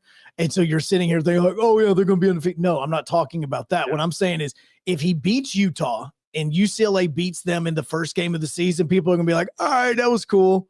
Like, all right, maybe Nico isn't so bad. They beat a Utah team that last year people thought were going to win the Big 12. Okay, we'll give him that one. If he beats Utah, stays undefeated and beats Penn State, now you're talking about, okay, this was not a dumb decision by Nico and his family for him to go to UCLA. No doubt. That's it. Now look, they could be 2-2 going into that game against Penn State. Like they absolutely could. Crazy thing is, as long as that 2-2 it means that you beat Northwestern, you're not out of the Big Ten championship, because remember, they are in the Big Ten now. So the Penn State game, October 4th, that is the biggest game. That's where he'll have to prove himself. And you were talking about players, who you're going to be able to buy their jerseys for next year. If you're a Pittsburgh Steeler fan and you haven't heard of the news, I'll just tell you this much. Don't buy the number 14 uniform right now. Just don't do it. Just hold off a little bit. Maybe think about the other wide receiver, DK Metcalf, that's on that squad, because, well, you know what? We'll just break the news to you guys in the next segment, as well as another player who's not going to be returning to their team, but a lot less eyes on him after he already left the team that he found his most success with just 2 years ago with Josh Allen. I'll leave that teaser with you guys. We'll hop into a break. When we get back, the Cover 5 and so much more here on this Wednesday edition of The Blitz on 97.7 ESPN The Zone and WZZN TV. When the biggest names in aerospace, financial services, and electronics needed office and manufacturing space in Huntsville, they called Samples Properties, and they've been doing it for over 40 years. When Huntsville first began to grow, so did Samples Properties. You can trust your business to Samples Properties and their deep knowledge of the commercial real estate market in Huntsville and Madison. When you're in the market for commercial real estate and you need a partner who knows how to make your plans come together, Samples Properties can guide you through all the legal, financial, and regulatory hurdles. And if you just need office space to start or grow your business, Samples Properties is the call you need to make. Go to samplesproperties.com to see the impressive list of clients that have profited from the knowledge and integrity of Samples Properties. For commercial real estate development and consultation, trust your business to Samples Properties, with offices on Madison Street in downtown Huntsville. Samplesproperties.com. Football season and Bad Daddy's Burger Bar. The perfect combination of good times and great food. This season, score big with one of our chef-inspired expressions of pure burger amazingness. Our delicious burgers are made with premium Angus beef, and you can pair it with one of our signature cocktails or a cold craft beer from our huge selection. Bad Daddy's Burger Bar on the Parkway in Huntsville and our new location at Cliff Farm, Highway 72 in Madison. Hi folks, Bobby White back again for Woody Anderson Ford, inviting you to come test drive any one of our over 100 F-150s. From rock-solid, dependable work trucks to our state-of-the-art Platinum Series, we've got an F-150 for you. Test drive one today, and you'll understand why the F-150 is the best-selling truck in America, going on 48 years in a row. Just as successful offenses and defenses are built on teamwork, Woody Anderson Ford is powered by our people. Our sales and service teams are well trained to save you time and money. And because we want your business again and again, no one will work harder to earn it. Our mobile service teams come to your home or business for oil changes, brake work, tire rotations, and more. And the great thing is you don't pay extra for it. We come to you with mobile service at no extra charge. Proud to be local, family-owned, and at your service for over 62 years. Woody Anderson Ford, Alabama's F-150 Superstore. Hi, this is Wes Neighbors. I'm here with Sam Fleming with Fleming Roofing and Restoration. Sam, tell the folks about Fleming Roofing and Restoration. Hey, Wes. Our company, Fleming Roofing and Restoration, specializes in commercial and residential roofing and repairs. I'm a fifth-generation Huntsvillian, and our family's been doing construction business in Huntsville area since 1965. Sam, what kind of roofs does Fleming Roofing and Restoration do? Our guys are skilled enough. We can come out and address any kind of leaks or issues you might have on your commercial, on your metal roofing, on your shingles. We can do anything, and we can offer you a solution to repair it, or we can replace it. Well, you guys also do insurance restoration. Our staff has 10 plus years of experience as insurance adjusters, and we really do know the inside and out of the claims process at Fleming Roofing and Restoration. Check out Fleming Roofing and Restoration online at FlemingHSV.com, or you can call or text them at 256-651-9440. Hey, Wes, we show up.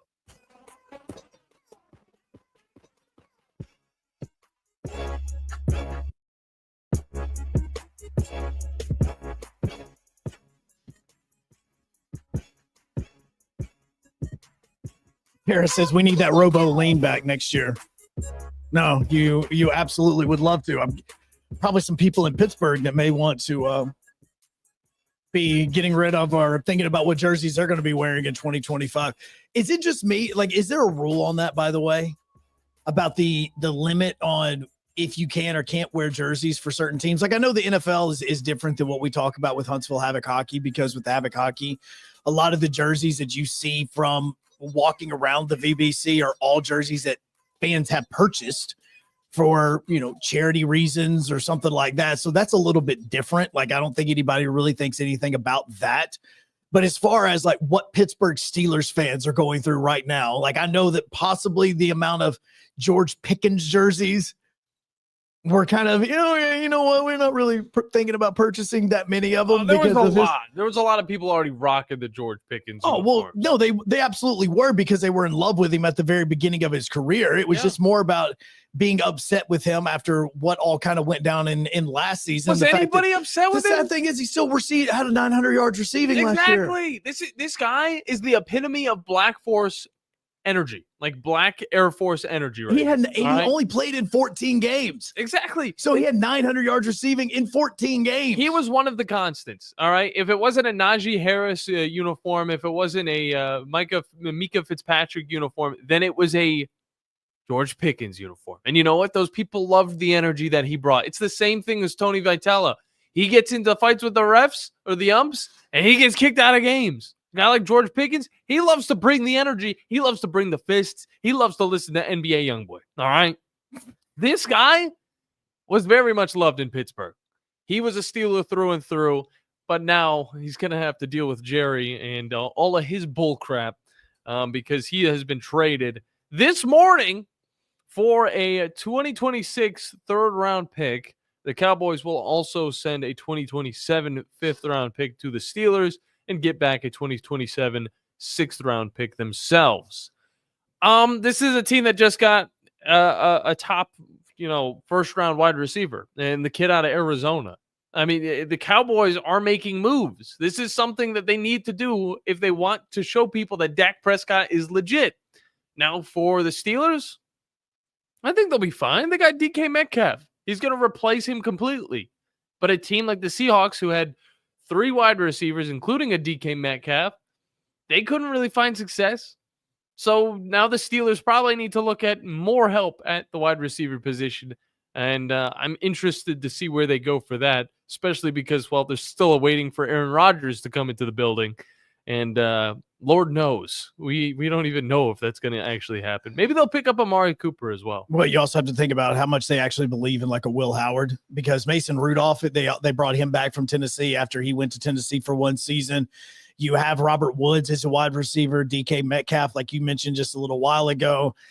You do also have, Fairmuth as one of your tight ends, which basically is like saying that you have another wide receiver there. Yeah, he a tank. So I'm just kind of like, okay, like, sure, I guess if you want to make that trade. I don't really understand kind of what you're thinking in this kind of scenario. Now, as far as the Dallas Cowboys are concerned, now this is totally different for them. This is absolutely different because you do pick up a tremendous wide receiver that is either going to take the double teams off of CeeDee Lamb, or he is going to be one-on-one because CD is going to begin there. And you have guys that can both at one time, both be 1,000-yard receivers. Well, and on top of that, I believe the Cowboys still have Brandon Cooks on their team. And Brandon Cooks was that second man up last year. And I even thought Brandon Cooks was a spectacular wide receiver. Did they trade him? As far as they might still have him. No, they do not have him. No, I don't. Not from the depth chart that I'm looking at right now. They don't have that. Now they do have Jalen Tolbert. Where's Cooks? You also he's on the Saints now. Gotcha. Yeah. Then you also had the fact that they brought in Javonte Williams from Denver. They drafted Jaden Blue. You also brought in Miles Sanders from Carolina as well. So you have a running back core. It's not a one guy. You don't have a Tony Pollard. You don't have a Zeke Elliott back there. You don't have any of those. So Zeke isn't there anymore as far as the running back is concerned. So it's really more of a core when you're looking at that. But I'm also looking at the fact that you have Jake Ferguson still on the team at tight end as well. Between Pickens, Tolbert, Lamb, and Ferguson, if Dak Prescott can't be a good quarterback next year, he's never going to be. Or he's just broken because he's injured all the time. If you have to get to Joe Milton, or if you have to get to Will Grier, you are in trouble. Now, Joe Milton, he's going to be able to hit CeeDee Lamb on the bomb. That is it. And he even showed promise in New England in the few games that we saw him in. But at the same time, this is Dak Prescott, basically who you have built this entire team around. And honestly, what this looks like to me, because you've continued to draft well, you brought in Tyler Booker to be most likely your right guard there. You have an offensive line that is still going to be good. The problem is this to me is Jerry Jones looking at Dak Prescott and saying, I have given you all that you need. You have receiving running backs now, so you don't even have to worry about the run game being there. Every single player on this team has the ability to catch from the backfield as well as being on the outside of the I kept wanting to say train tracks because that's what Coach Mack always calls when he and I are talking about it. But you have all of that. If you can't make this team a successful team in 2025, you're the problem. I've never been a Dak fan. I've always thought he's a middle tier quarterback that struggles with middle, over the middle or not over the middle, but your 10 to 20 yard passes, that anything like outside of 10 yards, I've always thought that he has just struggled with when it comes to his ability as a quarterback. And if you can't have him getting the ball to these receivers, Jonathan Mingo is another one, then you are the issue, and they need another quarterback. And honestly, could this seriously be setting up that if Dak is not the guy, that he would love to have the state of Texas rally behind another Texas quarterback? Arch? Think about it. I mean, I've already thought about it. I I feel like it would be the perfect fit. Well, no, it's not about the fit of that. But it's also the contract that they just signed. That was like 2 years ago, maybe with Dak. Yeah, that was dumb. So yeah, because he's not worth that money. And so it is. I'm looking at this. I'm saying, look, okay, well then you're going to want to move on from Dak. And if your team is middle tier again, you're going to try to trade up so that you could get an Arch if he does enter the NFL draft. Just because with Jerry Jones, this is all about promotion. This isn't about winning. This is all about promotion. Okay. No doubt. Like this, he literally wants to be the Savannah Bananas without being the Savannah Bananas. So he wants to just be a normal baseball team. No, he just wants to be entertaining. That's all it is. It's not an entertaining team, though. That's what I'm saying. He just wants the entertainment. He just wants the fans to come into AT&T Stadium. It is not about anything else. He just wants the spotlight. Last time it was entertaining, it was the rivalry before or against the 49ers, back and forth. And I wasn't even alive for that one. After that, Des Bryant. Tony Romo was great. My biggest question now is going towards the Steelers, because I love where you're going with that. Of course, Dak Prescott, his future, it is supposed to be set. If he is a good quarterback, he will show that he is a good quarterback moving forward. He has in the past. He's kind of withered down in the last few years. It's time to re-up, make it to the playoffs, win some freaking games. My biggest question is the Pittsburgh Steelers right now, because this whole thing Mike Tomlin has been able to do consecutive years. I believe it's going on 16, 17 years now with winning records. I don't know if that's going to be the case this year. You're still wondering who your freaking quarterback's going to be. Is it going to be Mason Rudolph? Because you're not going to have a winning record with him. Do you think that, do we really think that Mike Tomlin and this Steelers team believes in somebody like Will Howard? I don't think that this is a team that would want to rely on a rookie quarterback. I think that they are all in right now on Aaron Rodgers. They're just waiting for him to be ready for them. When you bring him in, who does he got? Oh, he's got a running back in the form of Jalen Warren, I guess. Caleb Johnson. He's good. He's fine. I think he was rocking the same colors back in college when he go to Iowa. Kenneth Gainwell's coming to your team. It is a scrappy team that you're putting together. DK Metcalf is the most talented guy you got on your entire offense. You got Robert Woods from Houston. He's all right. Not anybody that I would want as my second wide receiver. You look at the defense, it's not as strong as it usually is. Best player over there is Fitzpatrick still. TJ Watt's an absolute beast, but again, you can't win with this team right now. They're trying to piece it back together. I think it's going to get to the point where Mike Tomlin's going to find himself in 2 or 3 years worth of really bad play.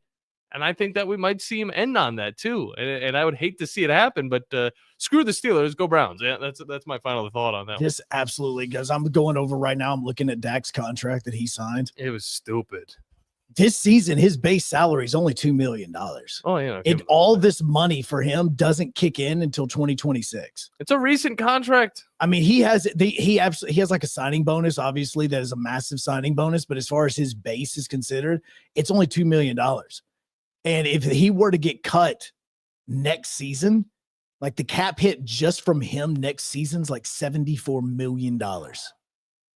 I do want to talk about a cap hit here in a second. They would absolutely have to trade him. Oh, yeah. This is 1,000% about wanting to make sure that if this is Dak, if this is Dak's team, then we have now given him all the weapons. He has no excuses anymore. At least he can actually play the sport and he's not completely crippled. Look, that's like my quarterback, Deshaun Watson. Well, and that's the same thing that the Titans did with Will Levis. Look, man, we've gotten you Calvin Ridley. We have got you some weapons now. We had you Tyler Boyd. You had all these. If you can't be a good quarterback with these weapons, it's on you then, which is the reason why they went and drafted Cam Ward. Well, the Jags decided to take a cap hit when they released wide receiver Gabe Davis. Wide receiver. Wait, didn't they just sign him? It was last year, the beginning of the season. They signed Gabe Davis, and it didn't really pan out too well. He didn't play in all games. He had an injury. Right, because I was wanting Gabe Davis with the Titans, and then once he signed with the Jags, then Calvin Ridley. Okay, that's what Josh Allen was able to utilize him very well, but whenever he came to the Jacksonville Jaguars, of course, it just didn't seem like they had the pieces. I'll say this: they had the pieces to have a successful offense. But nothing seemed to go the Jags' way. And then injuries started happening, and then it just all kind of fell downhill. It stinks, though, because I think Gabe Davis is a really good wide receiver. Now he's on the free agency market. Who's going to snag him? If they do, well, they're going to find a wide receiver that might be able to help him in the long run. It just depends. He's going to get juggled around a little bit. He's 26 years old. He's got a lot of football left to play. I just want to see him fall on a team that will utilize him correctly, because right now, it's a little bit busy right now in Jacksonville. They got a lot of pieces to work with, and I don't think they want to deal with somebody else's scraps. Well, the problem with Gabe Davis is I don't think that he was utilized in a way that he could be successful with what he was doing compared to what he was doing in Buffalo. He's a downfield threat. Because he is a downfield threat, and he's a number 2 type guy where I don't think that obviously you had Brian Thomas as your wide receiver. He had over 1,200 yards receiving that year. I think that it was more about the fact that he didn't mesh well with the system in which Jacksonville was going, because Christian Kirk was that other guy, that second guy. He was actually the first guy at the beginning of the season. Christian Kirk was the first guy. You still had Evan Ingram. You had a whole lot of guys that were able to catch the football. He was in a very crowded wide receiver and tight end room. That was my take on that. And plus, this is outside of the running back room that they should have just utilized throughout every single football game. Man, I would love to take a flyer on him with Tennessee. I wanted him 2 years ago. I genuinely do. I mean, look, the wide receiver room, they already, obviously you drafted a wide receiver this year as well. You've brought in Van Jefferson. You've brought in Tyler Lockett. You obviously, I still want to know what Chig and Josh Wiley are going to be as far as consistency is concerned. Mm-hmm. You're not doing anything with Treylon Burks. It wouldn't be shocked. It wouldn't shock me if he actually got cut before the season starts. No, that was my same thought. Like he may go through training camp with this team, but he's probably, to me, if I want to look at his contract, but it'd most likely be a cut there. If you could get a Gabe Davis for cheap and bring him into this wide receiver room of veteran wide receivers, because Van Jefferson, that's another Pittsburgh guy. I want to see how healthy he is, because he has shown signs of being that, but also he has a small injury issue. Tyler Lockett, to me, whenever I look at him, was it Kevin Norwood? Was that the wide receiver for Alabama back in the 2010s? I believe so. That literally, like, you just felt like, oh, look, it's 3rd and 22. We're just going to throw it to him, and he's going to get 23 yards receiving, and he's going to catch it and fall. Really like Tyler Lockett. Like, that's all I think of when I think of Tyler Lockett. He is a 3rd down guy. And again, he could be more to this, but I'm just thinking of, in my head, he's the guy you throw to when you need a catch. He's that guy.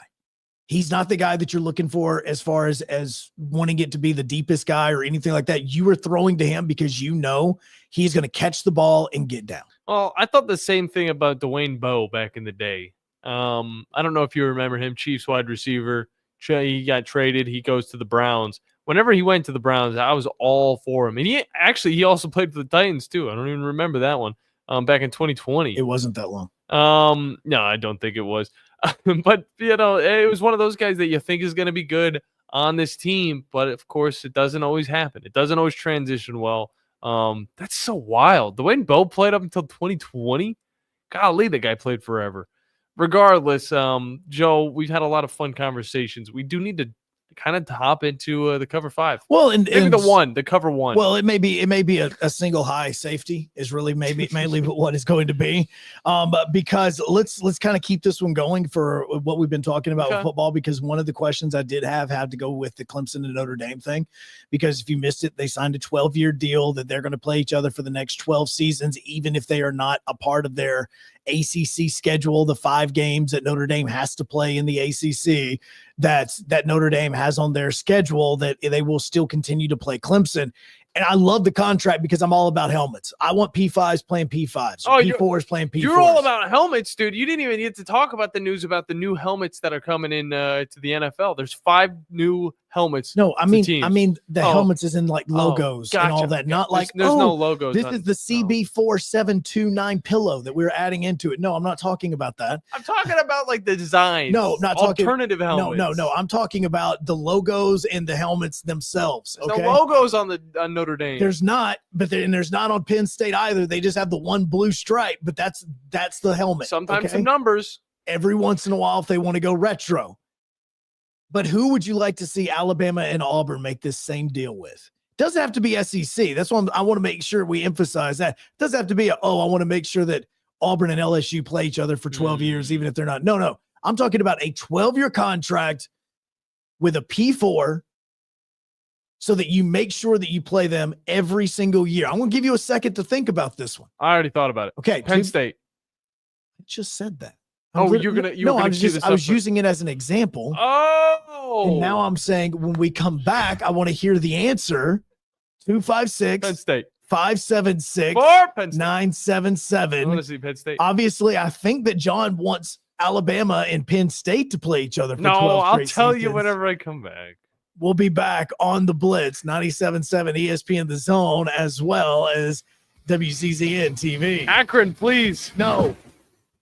The state's largest orthopedic group is growing to meet the needs of the patients in our community. The Orthopedic Center has long been the most trusted name in orthopedics in North Alabama. So as our area continues on the fast track, so does the need for premier orthopedic care anywhere and anytime you need it. TOC is proud to announce the opening of our new locations in Albertville and Hampton Cove, along with the grand opening of our newest office in Decatur. These clinics will offer the same high-quality orthopedic care you have come to associate with TOC, with the convenience of being closer to home. As a patient, your time is your most precious asset, and we recognize that at TOC. That's why we are also proud to announce the opening of our urgent ortho clinics to handle those bumps and bruises that need prompt attention. These clinics are available to care for acute orthopedic injuries with no appointment necessary. With 38 physicians, 20 centers of excellence, and now more than a dozen locations to serve you, TOC will continue to be the name you turn to for the best orthopedic care at the right time. Visit our website at visittoc.com for more information.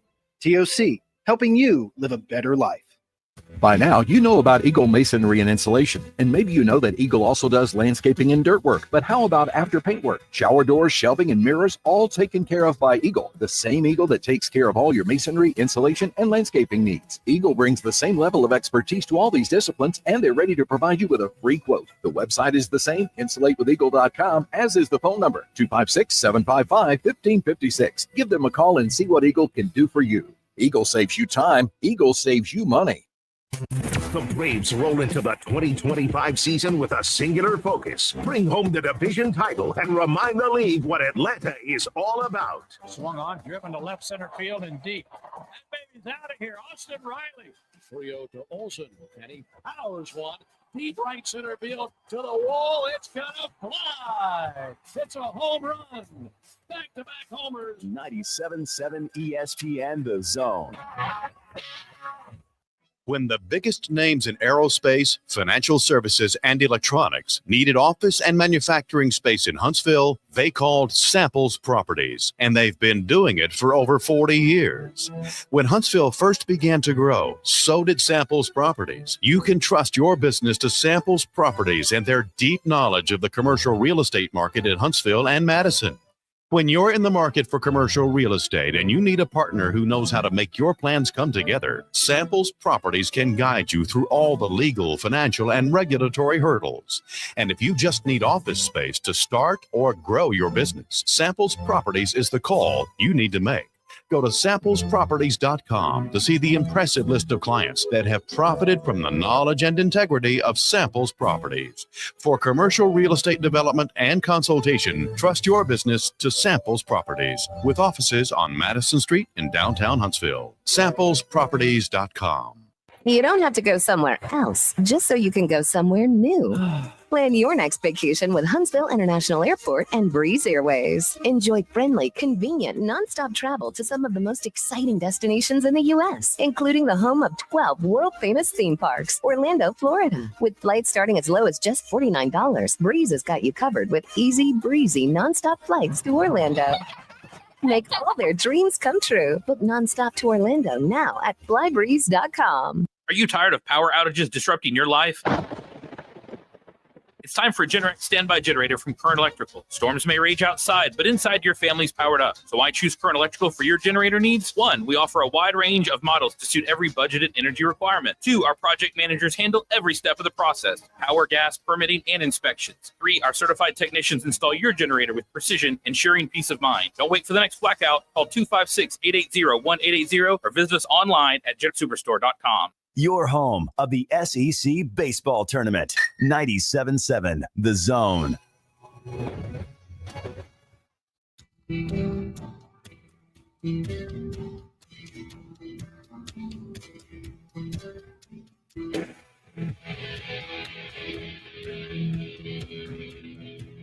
All right, coming up in a few minutes over on Talk Radio WCCN, you're going to be able to listen to the Trash Pandas as they get ready to take on the Montgomery Biscuits. Safe to say the Trash Pandas has been struggling just a little bit against Montgomery so far in the season. They have only won one game in the entire season between these two teams. So they are 1-6 right now against Montgomery. They lost last night as well. First pitch for this game is going to be at 11:05. Tonight, 6:15, Braves try to get to 500 as they won last night in extra innings after Michael Harris tied the game up in the 9th inning. And Braves are now looking to try to win this series as well as get back to 500. First pitch is going to be at 6:15. You guys can do it. Come on. Don't pull the Rockies. You guys got this. Stop it. You and the Rockies, man. Like you and the Rockies. What about them? Just you're harping on the one game. It's one game. I'm thinking about that because that was one game. It's just like, okay, the season has completely changed. Let's take this one. Let's forget about the past and let's go on to face these Dodgers with a win, a sweep against the worst team in the MLB. It was a getaway day. It was an afternoon. There's no getaway days for the best of the best. It's a getaway day where you're giving yeah. So the question I asked as far as the cover 5, cover 1, whatever we're doing, because really we don't have much time for many questions today. So the question has to do with the Clemson and Notre Dame series that they are doing, 12-year deal where they get to play each other in football for the next 12 seasons, regardless to if it counts against Clemson in their ACC record or not. But what team would you like to see Alabama or Auburn make this kind of deal with? Joshua hops in, and he said that he would love for Alabama and Ohio State to play each other for 12 straight seasons. No, I don't know about that one. Come on, Josh, let's take it easy. All right, last time we've seen these teams both be at the top of the college football landscape for so long now. All right, Whereas whenever you get a team like Alabama and say, hey, let's face them off against Clemson, where Clemson is good, but they're not at Ohio State's level. That's what we're trying to look for. We're trying to look for competition, but not juggernauts to start off the season. Remember, Texas and Ohio State played each other last year. Yeah. They both made the college football playoff. And that's fine. That's doable. But you can do your thing. Yeah, you can do that right there. And so look, this whole big deal when it comes to you don't want to play a powerhouse or anything like that, man. Like, give me good on good. The only way that we make college football even better is if you give me good on good, because Alabama playing Akron is not going to have me turning on ESPN. I was joking. I'll be like, all right, let's see what the schedule is today.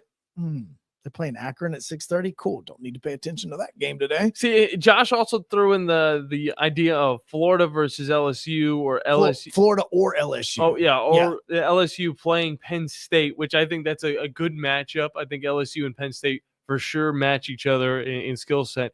For me, I would say Alabama, face them off. I wish that Clemson didn't do this the whole thing with Notre Dame, because I feel like that would be the perfect one.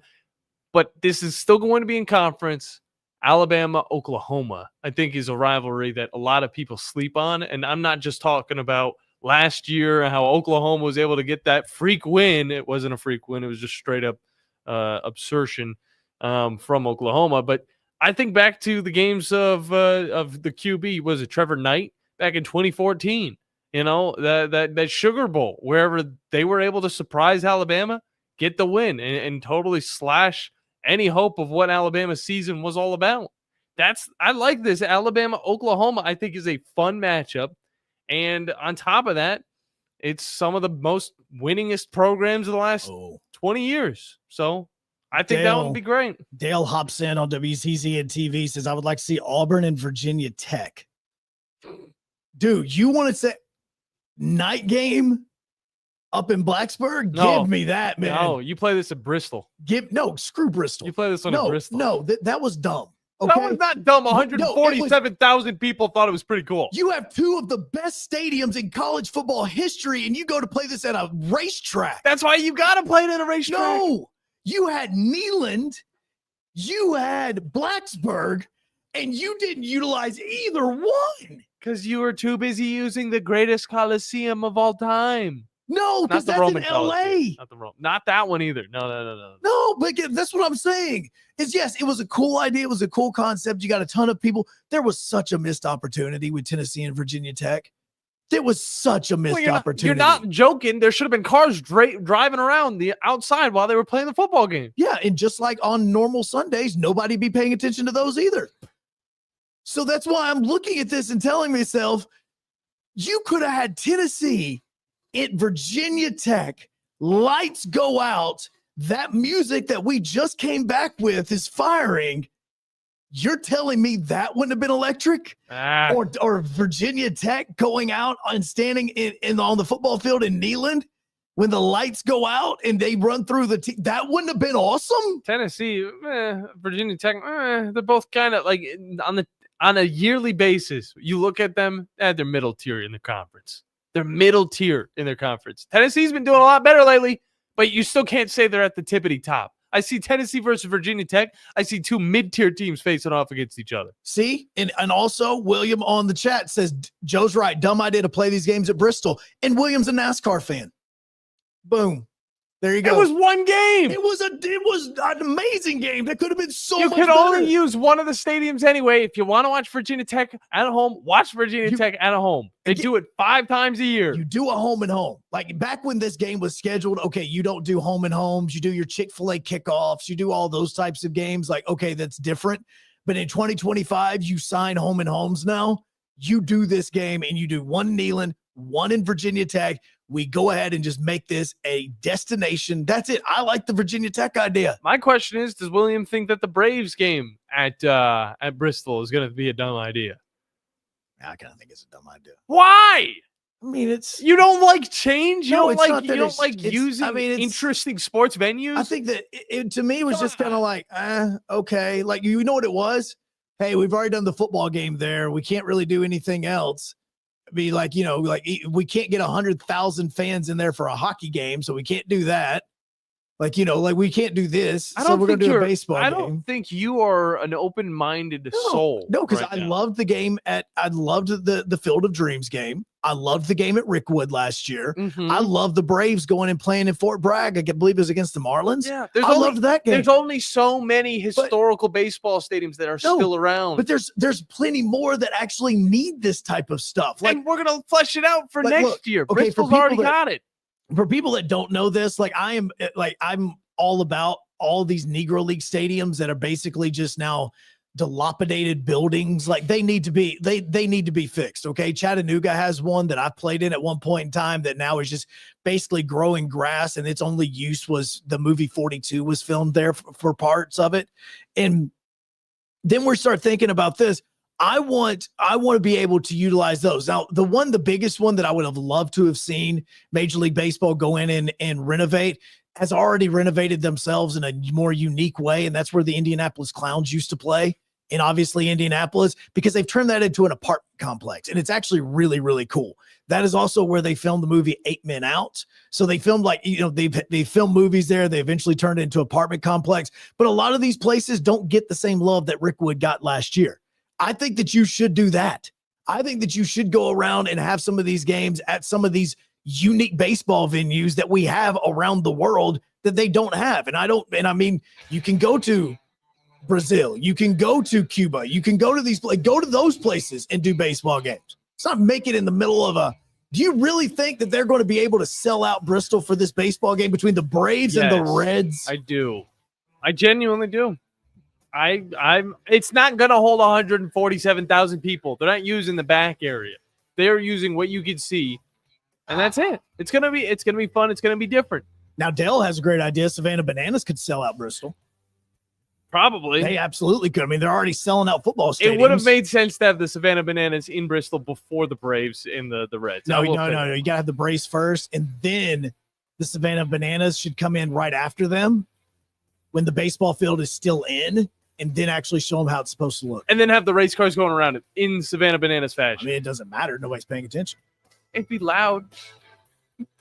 I'm here with Stan McDonald of Jacob Title. Stan, I've heard that every real estate closing at Jacob Title is a very big deal. Why is that? Wes, I'm reminded of a very impactful statement that I heard from Coach Gene Stallings years ago when he talked about big games and little games. He said he didn't like that comparison. He says, because try losing one of those little games. And if you ever do, it ends up being the biggest game all year long. Well, it's the same thing with real estate closings. Every game, every closing is a very big deal at Jacob Title. Because when it's your closing and your contract on the line, it's a very big deal. And we understand that at Jacob Title. So it sounds like whether your client is a first-time residential buyer or a multi-million-dollar investor, they can expect your A game.